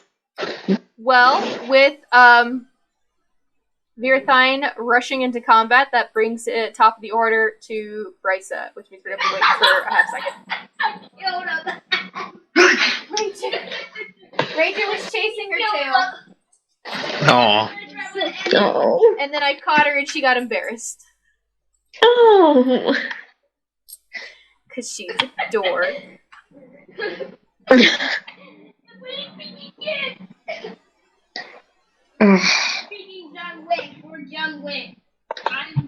All right, so what's happening? It is your turn. Yay! Okay. Sorry, you were top of initiative. Sorry. You're good, you're good. I run up to this branded thing I just ran up to and hit it. Okay, make an attack roll. And I'm not down. I need back up. Sorry, I'm trying to find You're good. 7. Okay. So like suddenly your companion like rushing past you and like rushing through the field kind of like knocked you off your footing. Feeling kind of obligated to like reach after her, you run into combat and like pivot to hit this black like ebony skinned creature that's like taken over this formerly mortal human. And unfortunately, in like the shock of the transformation, you do not land a blow. Okay, I will use Flurry of Blows as I shout, I don't know what I'm doing, but apparently I'm trying to save the world right now. Okay. One of them days. The first one is a 16. Okay, that one hits. The second one is another 7. Does not hit. So Oh my god. one hit. Okay.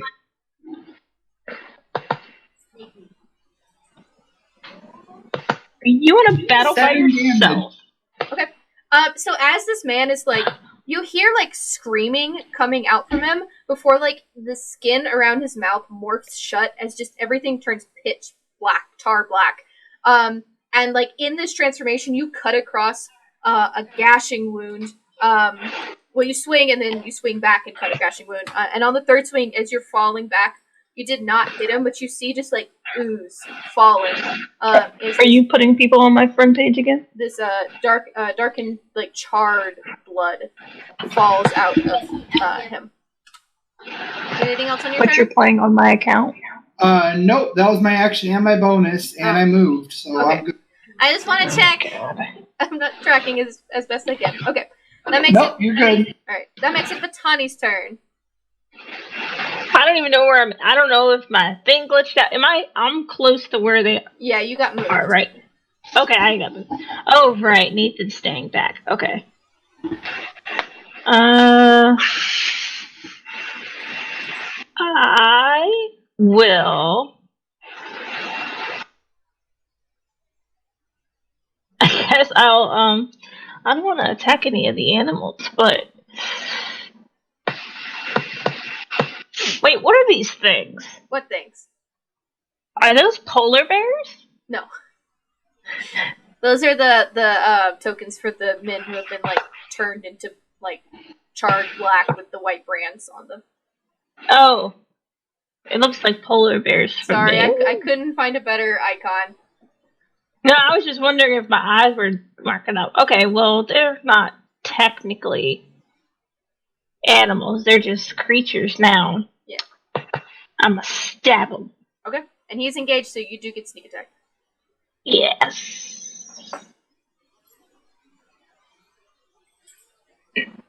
Now, my sneak attack, I'm doing that with the daggers? Yes. Right? Okay. Yes, so you'll roll for damage. If you hit, then you can roll an additional 2d6.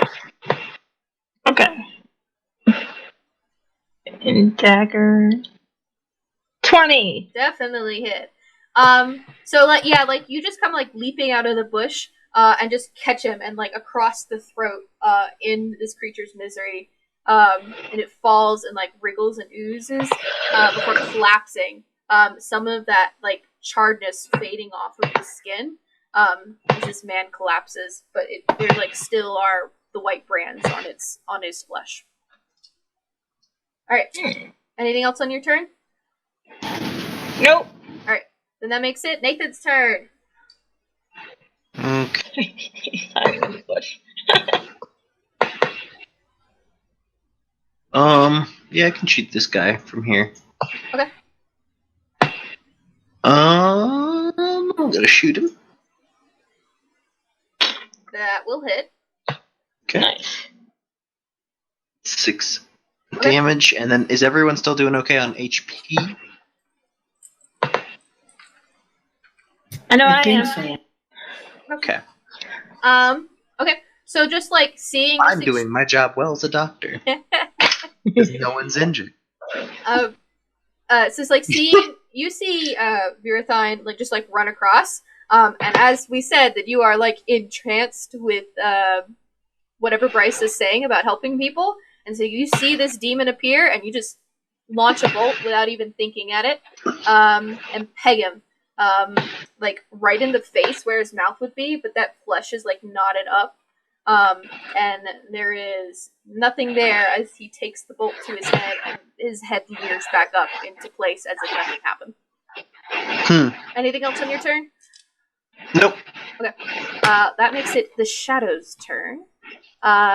It is going to take a swing at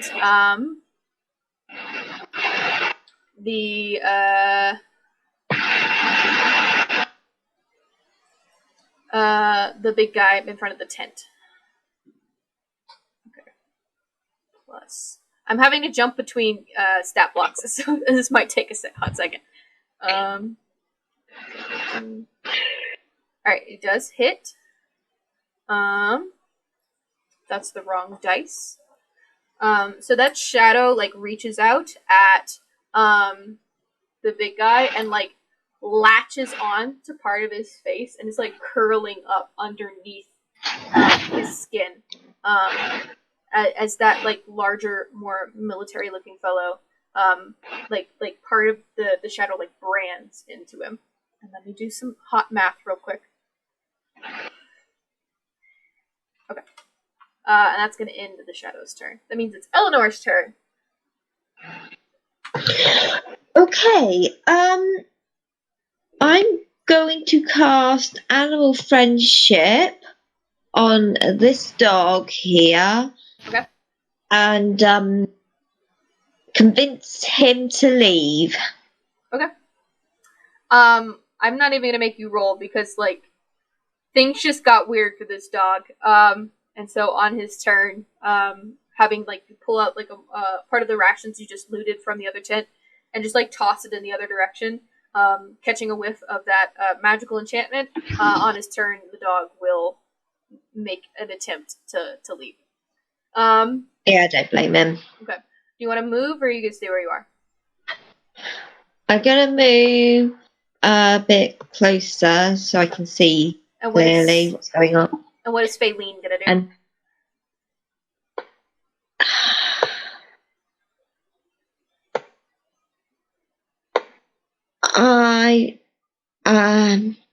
she's very confused and a little scared, so she's hiding behind a little.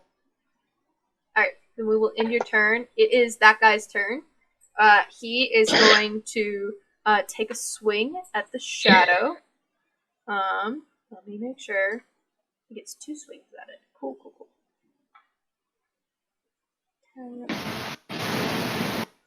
So, you see him like wrestling with this shadow, and he's just like swinging at the air. And his mace is just flying wild. You do see that he like manages to pull part of the shadow before it just passes through. Does not do any damage to it. That's going to end his turn. The dog, as we said, on its turn is going to take its full 40 feet of movement and go 1, 2, 3, 4, 5, 6, 7.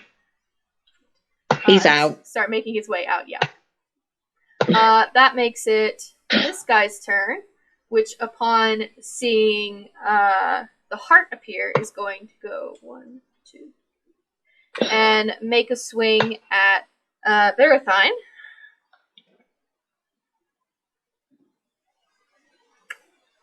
Let's see. Does a 16 hit her? Yep. All right. So she's going to take 4 points of damage. Okay. And then it is the other one's turn. It is also going to attack her. I don't think a 4 hits, though. Nope.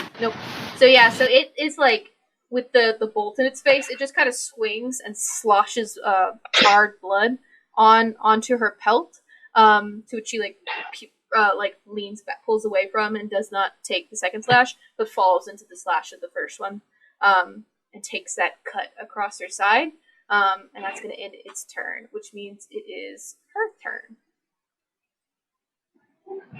Okay. She is going to hoof the one above her. Okay. Make an attack. So to the north. Okay, make an attack roll.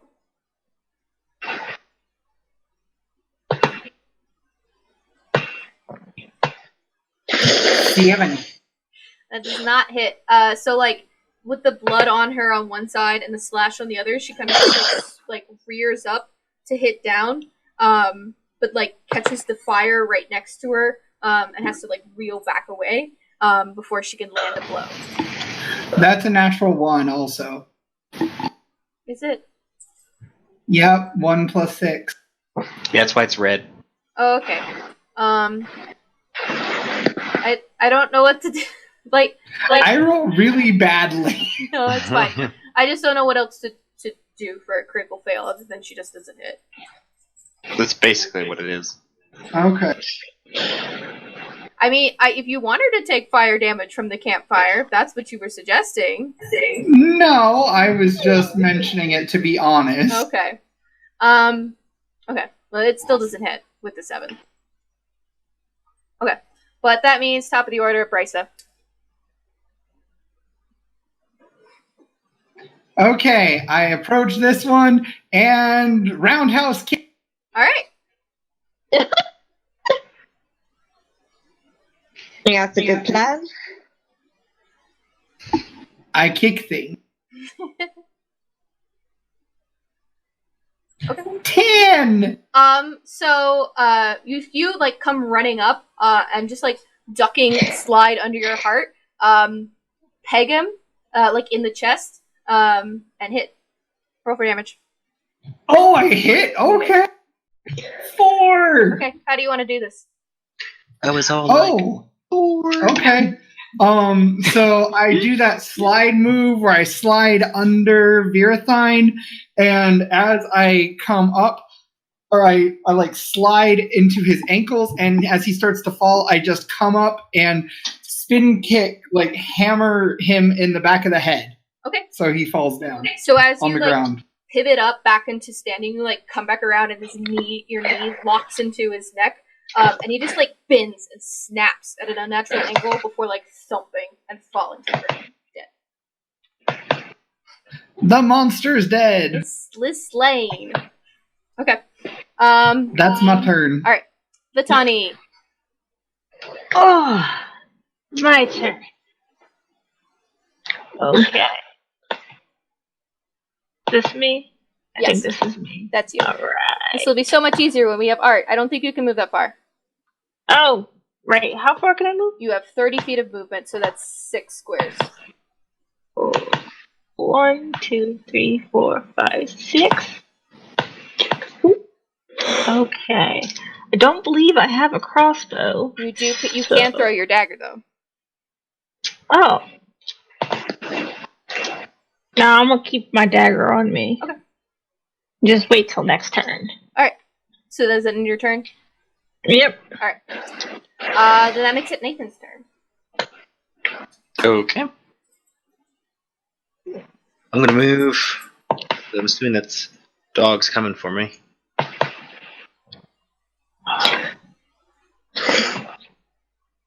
Over here. Okay. And I'm gonna shoot at that. Okay. Yeah, what Cat.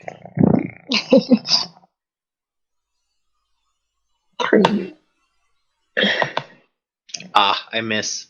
Sorry. Okay. So you like seeing the dog just like kind of book it across the water, sloshing as you are, like pulling through the mud.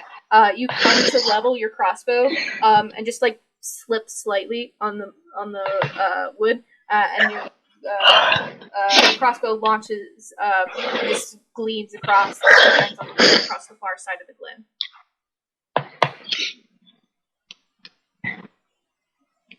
Anything else? Me? No. Mm-hmm. Okay. Then it is the shadow's turn again. It is seeing, it now like kind of whips around across the fire, and you see like a spiral of smoke just like build up around it, as it sees, Villafine, and now you, Brysa, coming around it, having roundhouse kicked one of the creatures. It is going to do a thing. It is going to like explode as a shadow just like burst out, like burst its smoke, and then it's just like it's both vapor and ooze at the same time. It's just like this visceral and not natural blackness just spreads across the area, and I need Vitani, Brysa, and Mirathine to all make a wisdom saving throw. Oh, what? A wisdom saving throw. Oh, okay.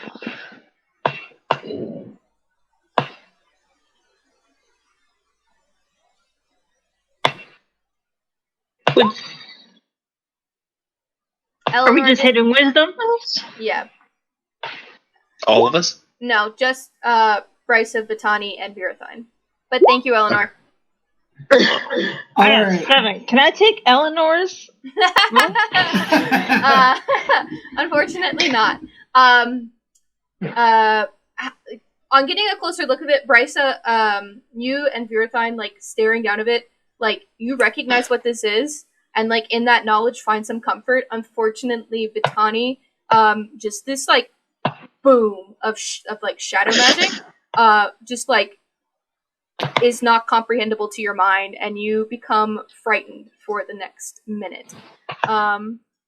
What did it affect? You cannot move towards the creature until you are no longer frightened. And you have... Yeah. That's it. You can repeat your saving throw to try and become unfrightened, but until you succeed on that, you cannot move towards it. And that's going to end its turn. As it turns back around, slowly condensing back into the smaller, smoky form, and like going back to trying to merge into this man. Eleanor, you're up.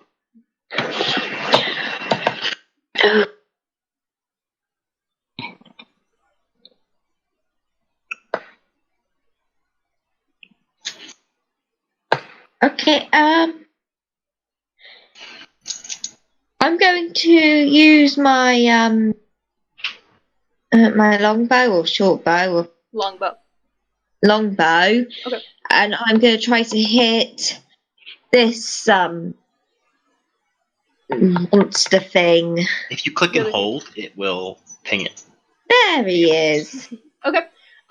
Click your longbow to roll an attack roll.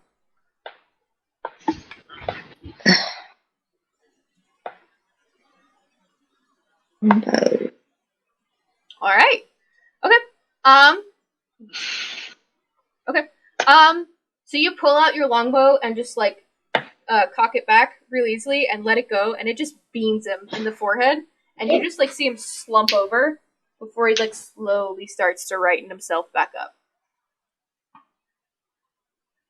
Okay. That doesn't sound very effective. And he took damage, but he's still standing. Okay. Do you want to move, or is that your turn?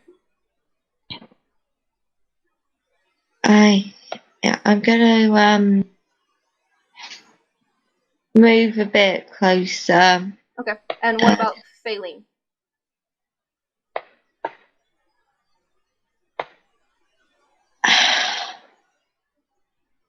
She's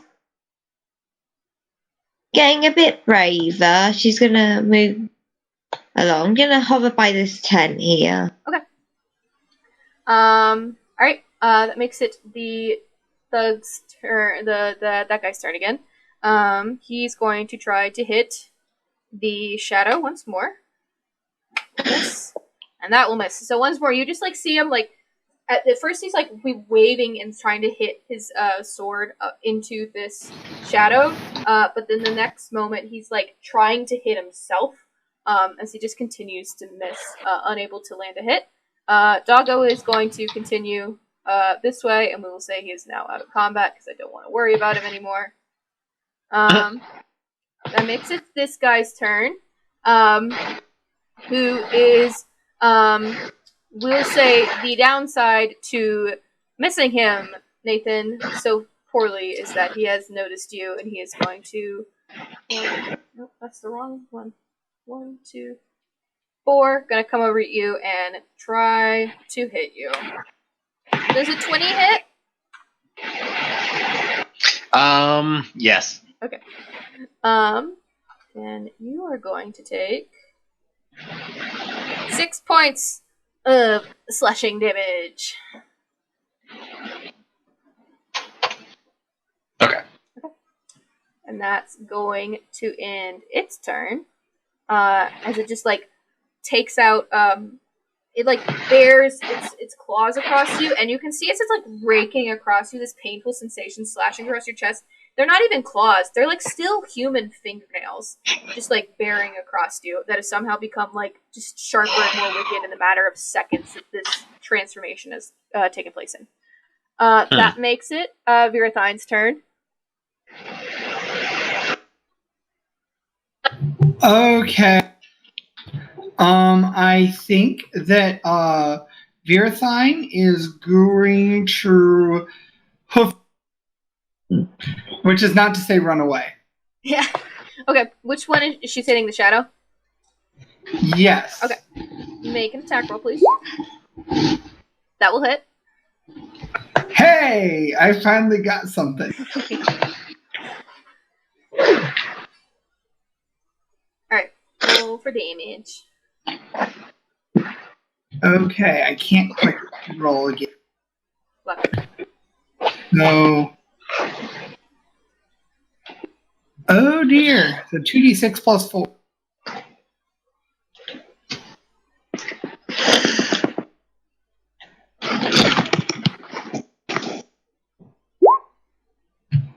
spell. Okay. So. Okay. Fuck. Okay. Virathine, like, comes around and, like, slams the fire down, and you see that smoke just, like, go out. And, like, all of a sudden, it just retreats back into, the, man that it was, like, curling its like, self into. And you just see, like, the blackness slowly, like, creeping across the shape.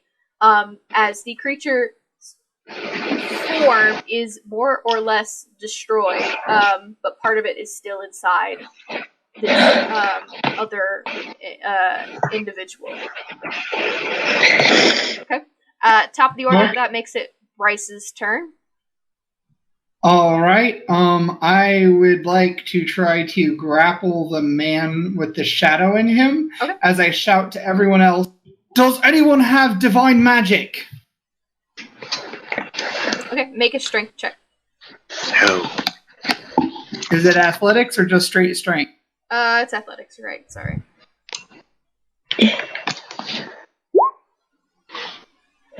Okay. 14. So you reach out and, like, get this, like, really good grip on him, but as you do, you just feel, like, slowly as you are pushed away, as this man just lock eyes with you, and you see them glaze over first, and then they pale into white, as it just stares back at you, Brysa, and it just shoves you off. Okay. I will spin kick him in the face. Okay. Just like, oh dear, that's not normal. Alright, make a roll. That hits. And 6. Alright. So just whipping around, like, taking the momentum of being shoved off, you just spin around and slam him in the chest. And he, like, doubles back as you see part of the shadow, like, reel and reach out and now split between both of his arms. But he, like, does take, like, a breath in as, like, his whitened eyes, like, still are, like, following you. Okay. Alright, I'm done. Alright. Batani, you're up. Okay. You are still technically frightened, so I need you to make a wisdom saving throw again to see if you get over that. Okay, you're no longer frightened. Alright. Okay, where are we at? The two creatures are now one entity, but I have them separate so I can accurately affect health on them respectively. Alright. I'm going to attack.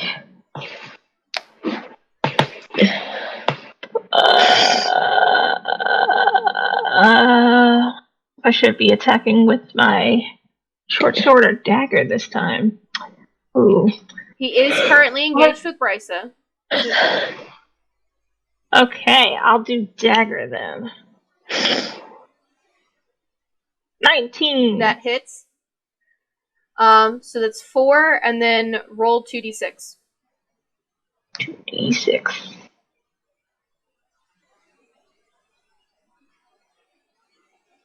10. 16. Okay. So, like, weaving in through the shadows, like, just kind of enraged by this shadow that, like, gave you that kind of, like, brief moment of fear. Like, you sneak in using the shadows to your advantage and just come up and just, like, stab him in the ribs. And you feel your dagger sneaking deep in. And there's a mixture of, like, searing, like, unearthly screams bellowing from his mouth, followed by, like, something really human echoing deep in there. As, like, blood just starts to pour from this wound. He is standing, but he is not looking super. Ah, gross. Alright, end of your turn? Yep. Alright, Nathan. Okay,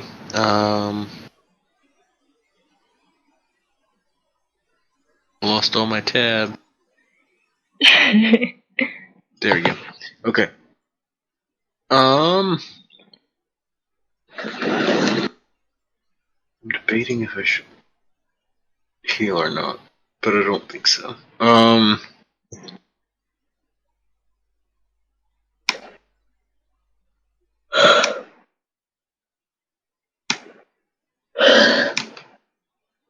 Let's see. How much are vital dice again? Vital dice is 1d6. 1d6, okay.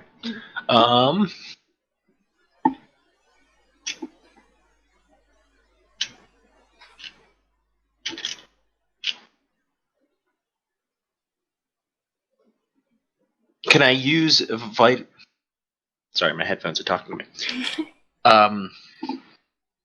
Can I use the abilities after I know I've hit? No. No. Okay. Well, then I'm going to use Heart Attack then. Okay. On the thing. Mm-hmm.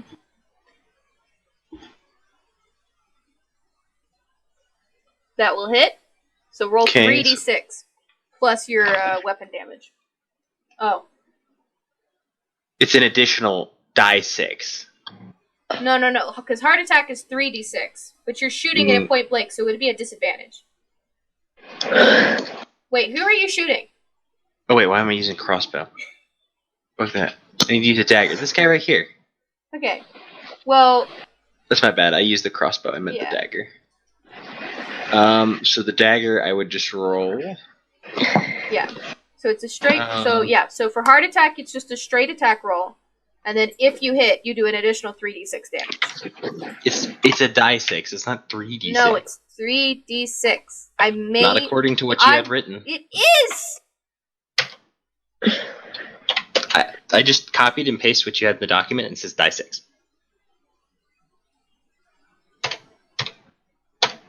Oh, fuck. Let me flip that real quick.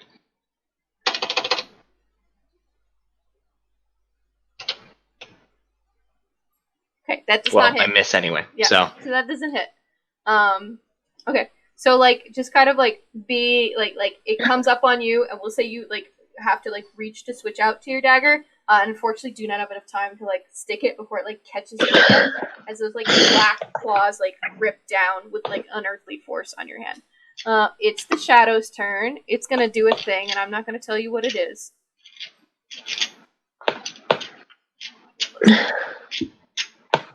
That's terrible. Does not succeed to do it, so it doesn't matter. Yay. Eleanor, it's your turn.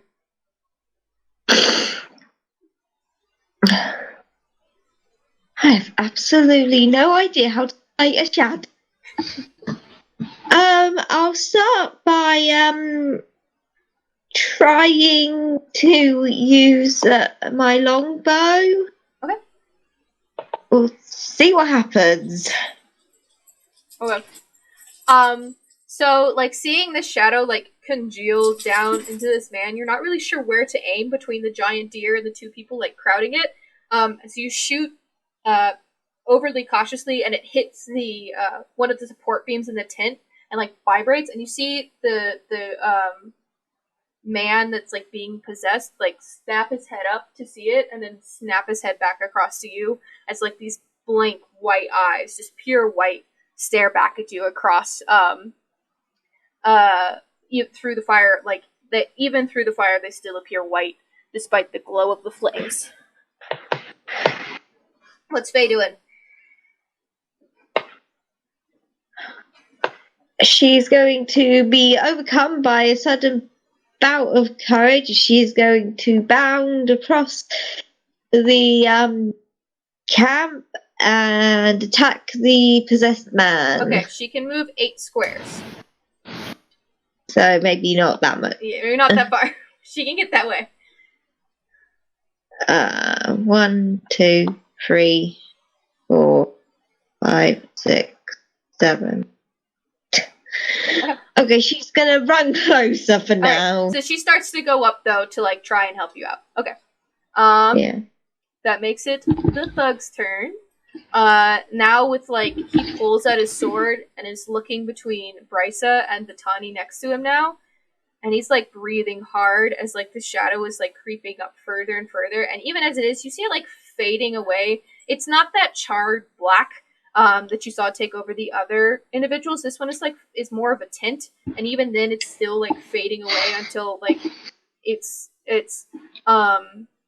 almost not present in parts, but you can still sense that aura off of it. He gets 2 attacks, so he is going to take one on Vitani and then one on Brysa. Why does he get 2 attacks? Because that's how cool he is.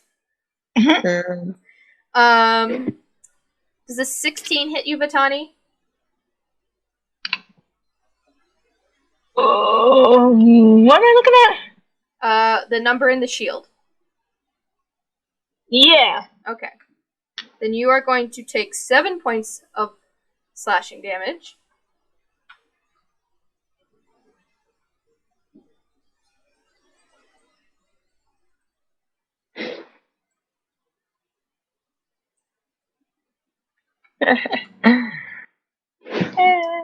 Okay. And then it is going to turn around and like sweep across your chest, Brysa, with like just an open flat slash. That's cocked. Does an 18 hit you, Brysa? Yep. Okay. You're gonna take 8 points of slashing damage. Ouch! As he like levels it off, you see him like pull back his sword and like flatten the blade in front of his face. As like those 2 white eyes are staring you both down. Despite having no pupils now, he is very clearly watching both of you. That is going to end his turn. The demon facing off with you, Danger is chasing and killing it. It's very cute and distracting. Is going to take a swing at Nathan. Don't think 6 hits you. And that would not. Okay. So it's gonna miss. So yeah, it like raises its claws to rake across you, but like as it's letting go of your dagger, it like catches itself and like has to pull away to avoid taking any damage. Alright. That makes it Virathine's turn. Alright. Is Virathine aware of Nathan being attacked? Make a perception check. Okay. It's gonna be a low DC because she's big. Perception is +6. Okay. It's a good big deer.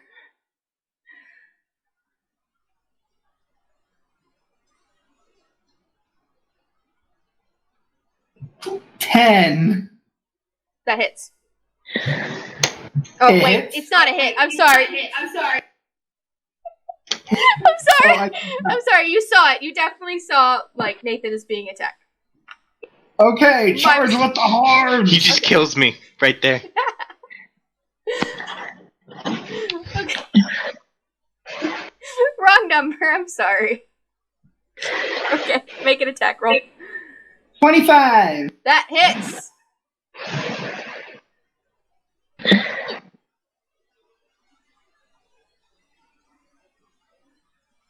$12 damage. All right. So Brysa just like not Brysa. Oh my gosh, Virathine just like scoops up this creature like between her antlers and just like throws him across the swamp, and he is dead. Woohoo! End of her turn. Yes. Okay, the top of the order. It is Brysa. All right, I'm going to. How hurt does Vitani look right now? About as hurt as you. Okay. So we're both hurt. All right, I'm gonna pop as I do flurry of blows. Okay. So I got a 17, an 8, and a 20 unnaturally. So 2 of those hit. Go ahead and roll for damage.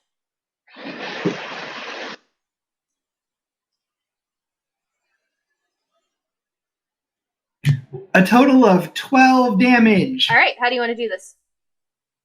Okay, so Brysa looks to Vitani and with this like really worried, nervous look, and feels this compulsion to protect not just himself but her too, and he bam in the guy's face, then kick, and then just a final slam to get him on the ground. Okay. So like just unleashing this like fury of blows, this like series of hits against him.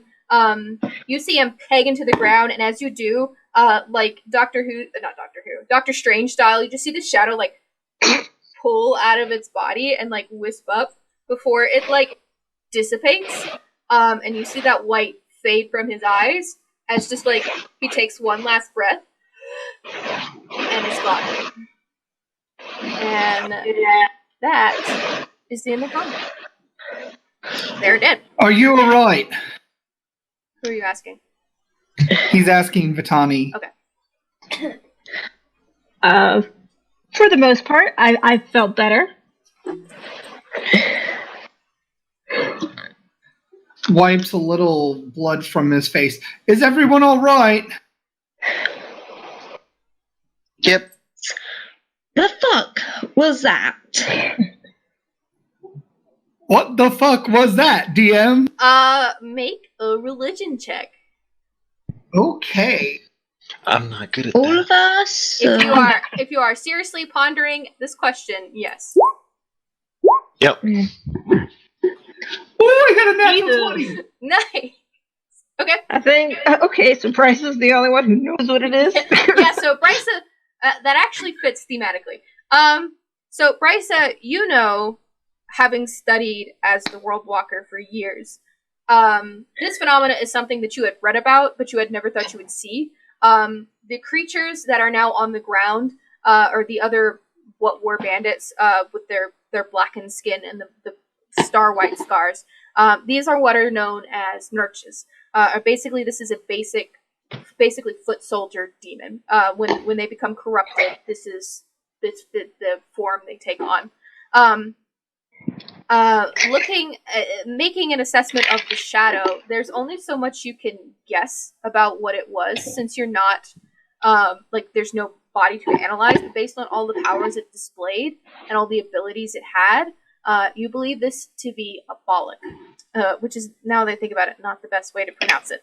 A Bollock is more or less, as far as the demons are concerned, it is an assassin. It's a spy. It goes in, it takes over bodies, and it infiltrates powerful movements, powerful organizations, and controls them into the needs of whatever the demon itself wants. Well, these are demons. The ones that were created, corrupted, they're foot soldiers, but that's shadow. It was an assassin. If there are demons in the world, that must be what I'm supposed to deal with. And then he kind of looks at the other ones and says, are all of you willing to help with this? We've come this far. Seems like we don't really have a choice. It's just kind of happening to us. I'm sorry, I'm not meaning railroad. No, that's not what I meant. I mean, if you don't want to, if you're not capable of facing these, I would never hold it against you. This is your chance to leave if you want to.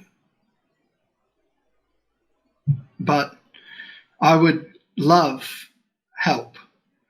Because whether I like it or not, I'm stuck until this is dealt with. All of you have a choice.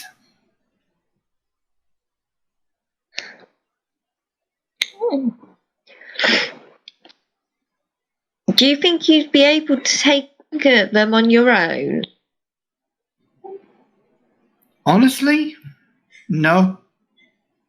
But we don't have a choice if we want to stop this world from being overtaken by demons.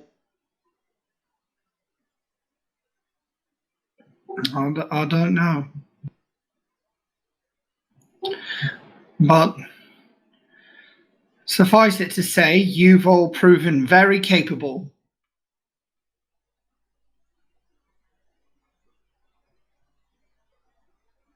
Well, I guess we'll help then. Thank you.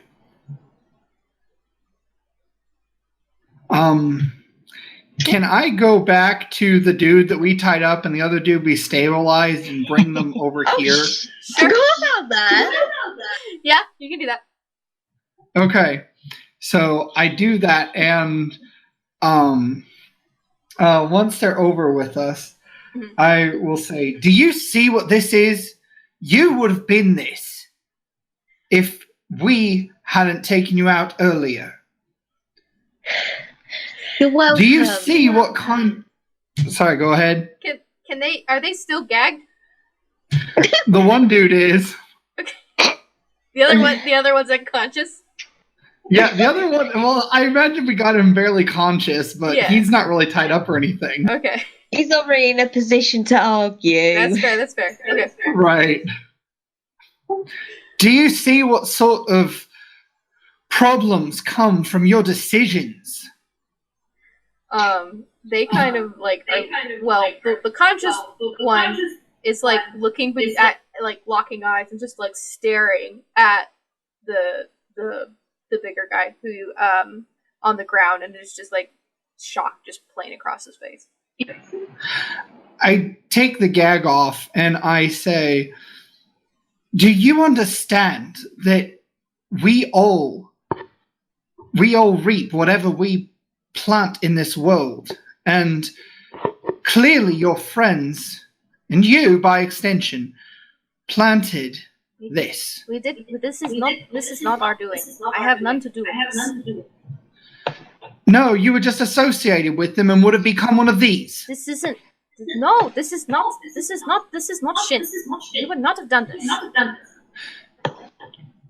This and worse can happen to those who dedicate their lives to ruining the lives of others. Every one of these people had a story, a life, a name. Eleanor, are you just like running around the marsh right now? No, I'm just trying to have a proper look at the map. Okay. No, it's why I do that, but we're not actually using it. Okay, that's fair. So basically, I'm trying to give him a life talk and convince him to convert to the spoken truth. Make a persuasion check. Okay.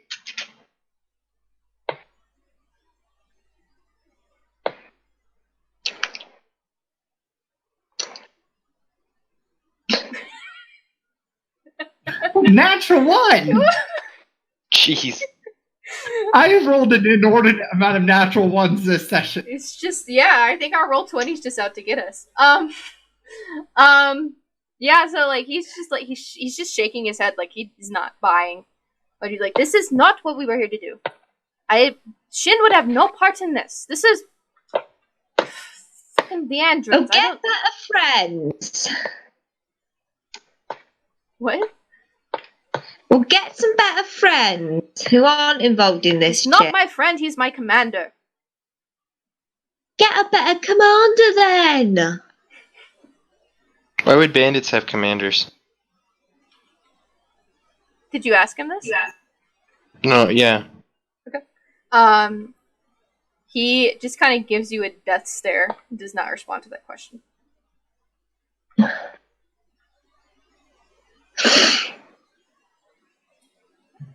Listen, I'm stuck here to save you, your ungrateful, sorry ass. I didn't ask for this. And I just, like, shove him backwards. Okay. He, like, kind of takes it, and he starts to fall back, and as he, like, falls back on his knees, his head just slumps, and he's non-responsive. Or at least he's not responding to y'all. I say we just leave them for whoever finds them. It's not how This is not how we're supposed to happen. What?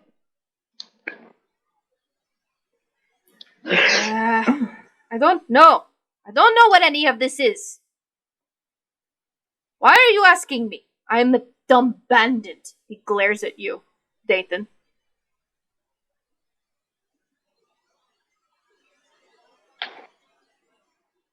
Shin would have known, but you killed him. I'm pretty sure that was an accident.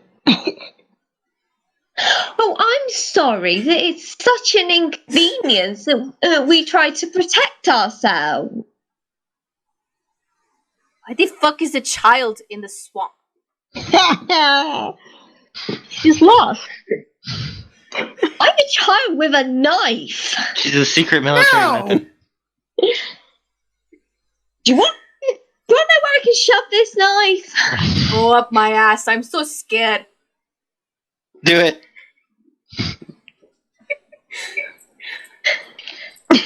Look, I don't know why this speaker chose for you to be the one that was spared. Frankly speaking, it's not my call. But if I were you, I would think about why I was the one who was still breathing while the rest of them are corrupted and dead. And I just, stalk off. Okay.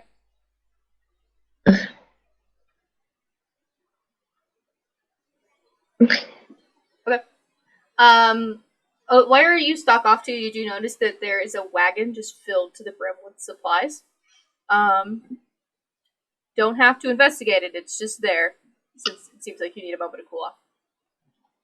No, that's where I walked off to, so I'm just sitting on there, probably eating some food. Okay. Mad. Just grumpy eating. There you go. Turning into Angst Coon. Right. Well, I think we're done here. We should return to the village and tell them we dealt with their problem. You think that was the tiger? Find that girl we brought with us. That was not the tiger. What is this voice you doing? I don't know. It's pivoting a lot. Sorry, I'm bad at accents. What did you just say? It wasn't the tiger. That's why you're here, isn't it? Yeah. That wasn't him. How did you know that? Well, why the fuck would you be out here? This is the camp. We are working for the tiger. Why else would you be here? Wait, I thought you said it wasn't a tiger. You've been terrorizing the locals, and they asked us to deal with you. Fantastic, I guess. It was not the tiger. If that's who you were looking for. So you can go back to the village and go get your money, but the tiger is still out there. So have fun.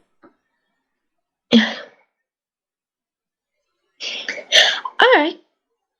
Good luck surviving when the wild animals come and you're tied up. What do you want? You killed my friends. You killed my commander. I don't know what to tell you. I mean, you did terrorize the villagers. And it's not my jabber. It's a badass jabber.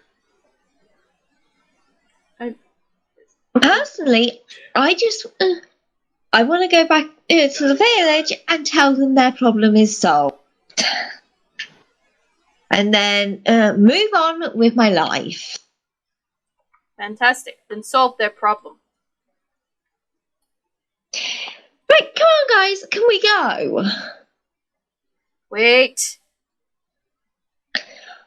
Oh my god, do you ever shut up? Look, you're asking me to betray my country. It's not an easy thing. But the big one over there is right. You're right. I think it's easy to admit that. Look, I don't know what those... I'm not lying. I don't know what those things were. I don't know what Shin was doing, but he wouldn't do that. The fucking Deandrins. Brought in some fucking pale skins like you. Again, points to Nathan. Since then, the shit's got worse. I don't know. Wait, what did we do?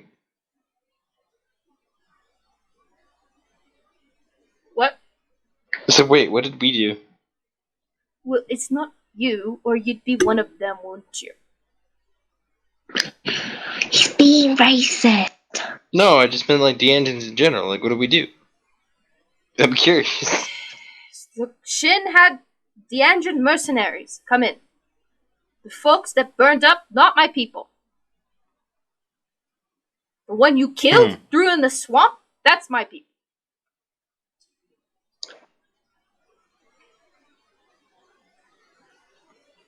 I don't know anything else. Shin would know. He has papers. I don't know. Look, just go look. He like, as best he can, like, is like motioning to the bigger tent behind you. Alright, let's go look.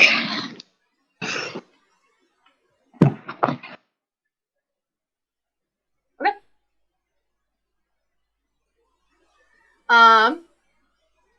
Okay. So you guys are who's going into the tent? I'll go. Okay. So Eleanor, as you like peer into the tent and pull the flap up, you look in, and there's like a really nice bed in here. Like it's not quite like a full like 4-poster bed, but it is like almost a mattress padded cot. There is a large trunk, and a desk, and across the desk are just loads of papers scrawled across.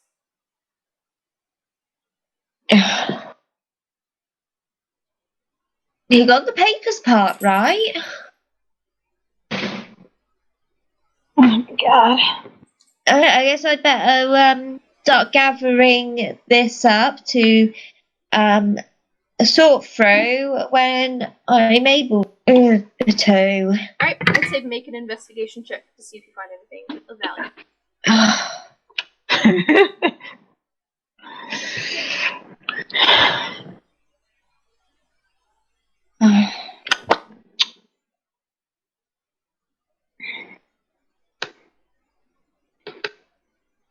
Nice. Okay. So there are a number of papers. Most of them are about like trade routes and attacks that have happened. They all seem fairly cleanly written for a bandit. Better handwriting than you would expect.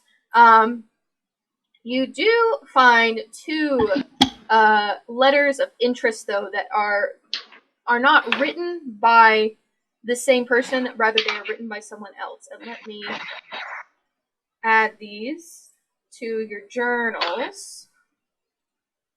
Show to everyone. Okay.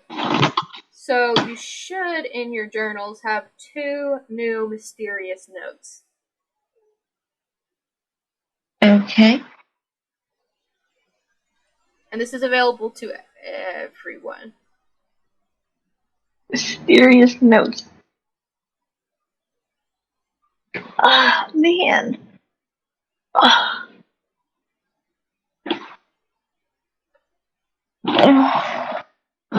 And you hear for the folks who are in the tent, you hear him lean back and say, "Well, did you find anything?" Ow, Ranger! God damn.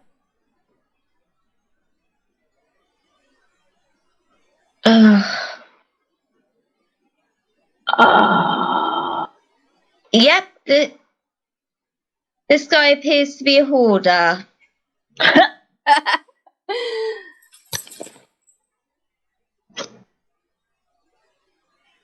He's just kind of like, is anyone staying there and watching this guy?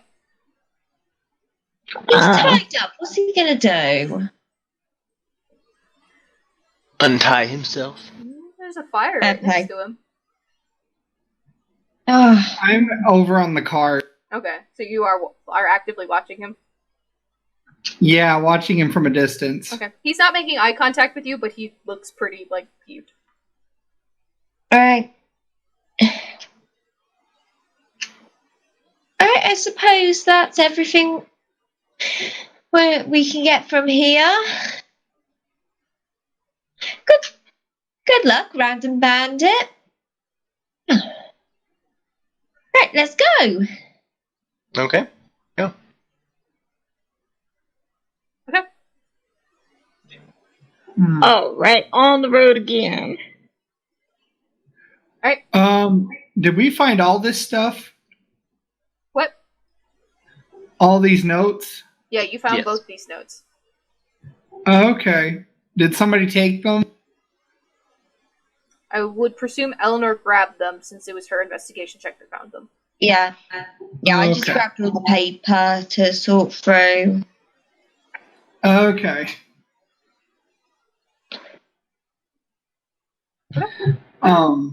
Can we give the tents a once over before we leave and collect everything on the supply cart? Sure.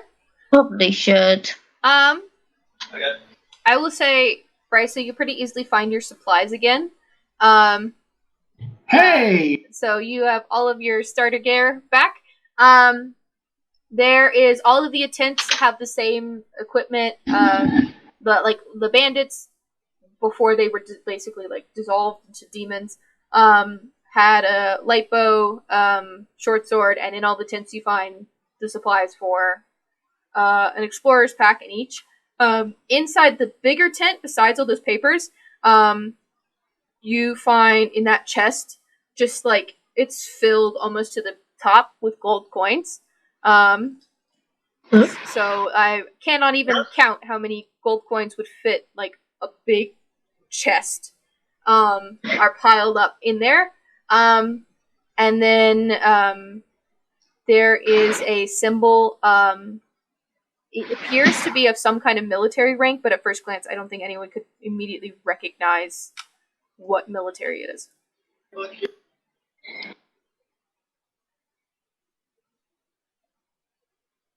Okay, yeah, we'll definitely take that.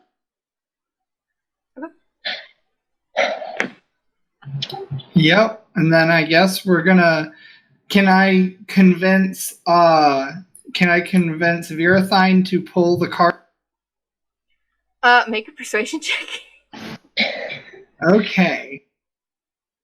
Okay. 16? Yeah, so pretty easily, Virathine, is pretty, like, eager to, one, get out of here, and two, like, help you, and since, like, I think she's been, like, listening to you, like, trying to take charge of the situation, pretty okay with doing what you ask in this situation, and lets you strap the lead for the cart. Not gonna be super easy for her pulling all of this, but she can definitely do it, and eventually you guys will be able to make your way back to town. Yay! Woo! I need a bath. So I will say, as you guys start moving your way through the marshes, it is moving on midnight. Not going to have any issue heading back to town, but we are going to wrap up as you guys are making your way back, and we will come back to when you guys get to Point at William. Sup, guys? I'm still super dog tired, but we need to get through the outro bits. So let's do that. Like I said at the beginning, if you ever want to support the podcast, go check out our Patreon. You get access to these episodes in advance, as well as access to the streams when they're happening, and access to our Discord if you want to chat with our players, talk about like their character, like the backgrounds on their characters. Any and all of it will be available for our Patreons at higher and higher tiers.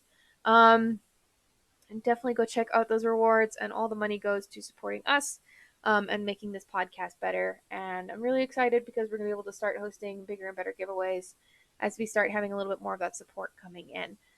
Other things, we're currently working out some one-shots we're going to do that if you are interested in this podcast, in this campaign more, you'll definitely like them. I think we're going to try and do a Legend of Zelda one-shot. We'll see how feasible it is, and we'll go from there. And then we are definitely trying to get Steven's book a one-shot for that setting. That's kind of dependent on setting material, and that's going to be Steven who is going to be the DM for that. So I'm looking forward to being a player on here, and I hope I'm a better player than I am a DM, but we'll see. Other than that, we do have a giveaway. We've been trying to give away a book for 5 freaking episodes now. No one has entered to get a copy of my book. Definitely should. I'm gonna keep doing the same giveaway until someone wins it, because I gotta give it away. All you gotta do to enter is there's a Google form down below. share the podcast somewhere on the internet and send us a screenshot of where you did it, and you will have one entry for a chance to win. Every other place you enter is another entry you can add to increase the number of times your name shows up in the pool. And yeah, we just want to give this fucking book away. Please let me give a copy of my book away. So yeah, that's all the news. Thank you guys so much for watching. I'm gonna go get some sleep so that I can go do my event, and I will work on better planning in case for the next time something like this happens, so the podcast doesn't have to suffer. So yeah, I will see you guys soon. Bye.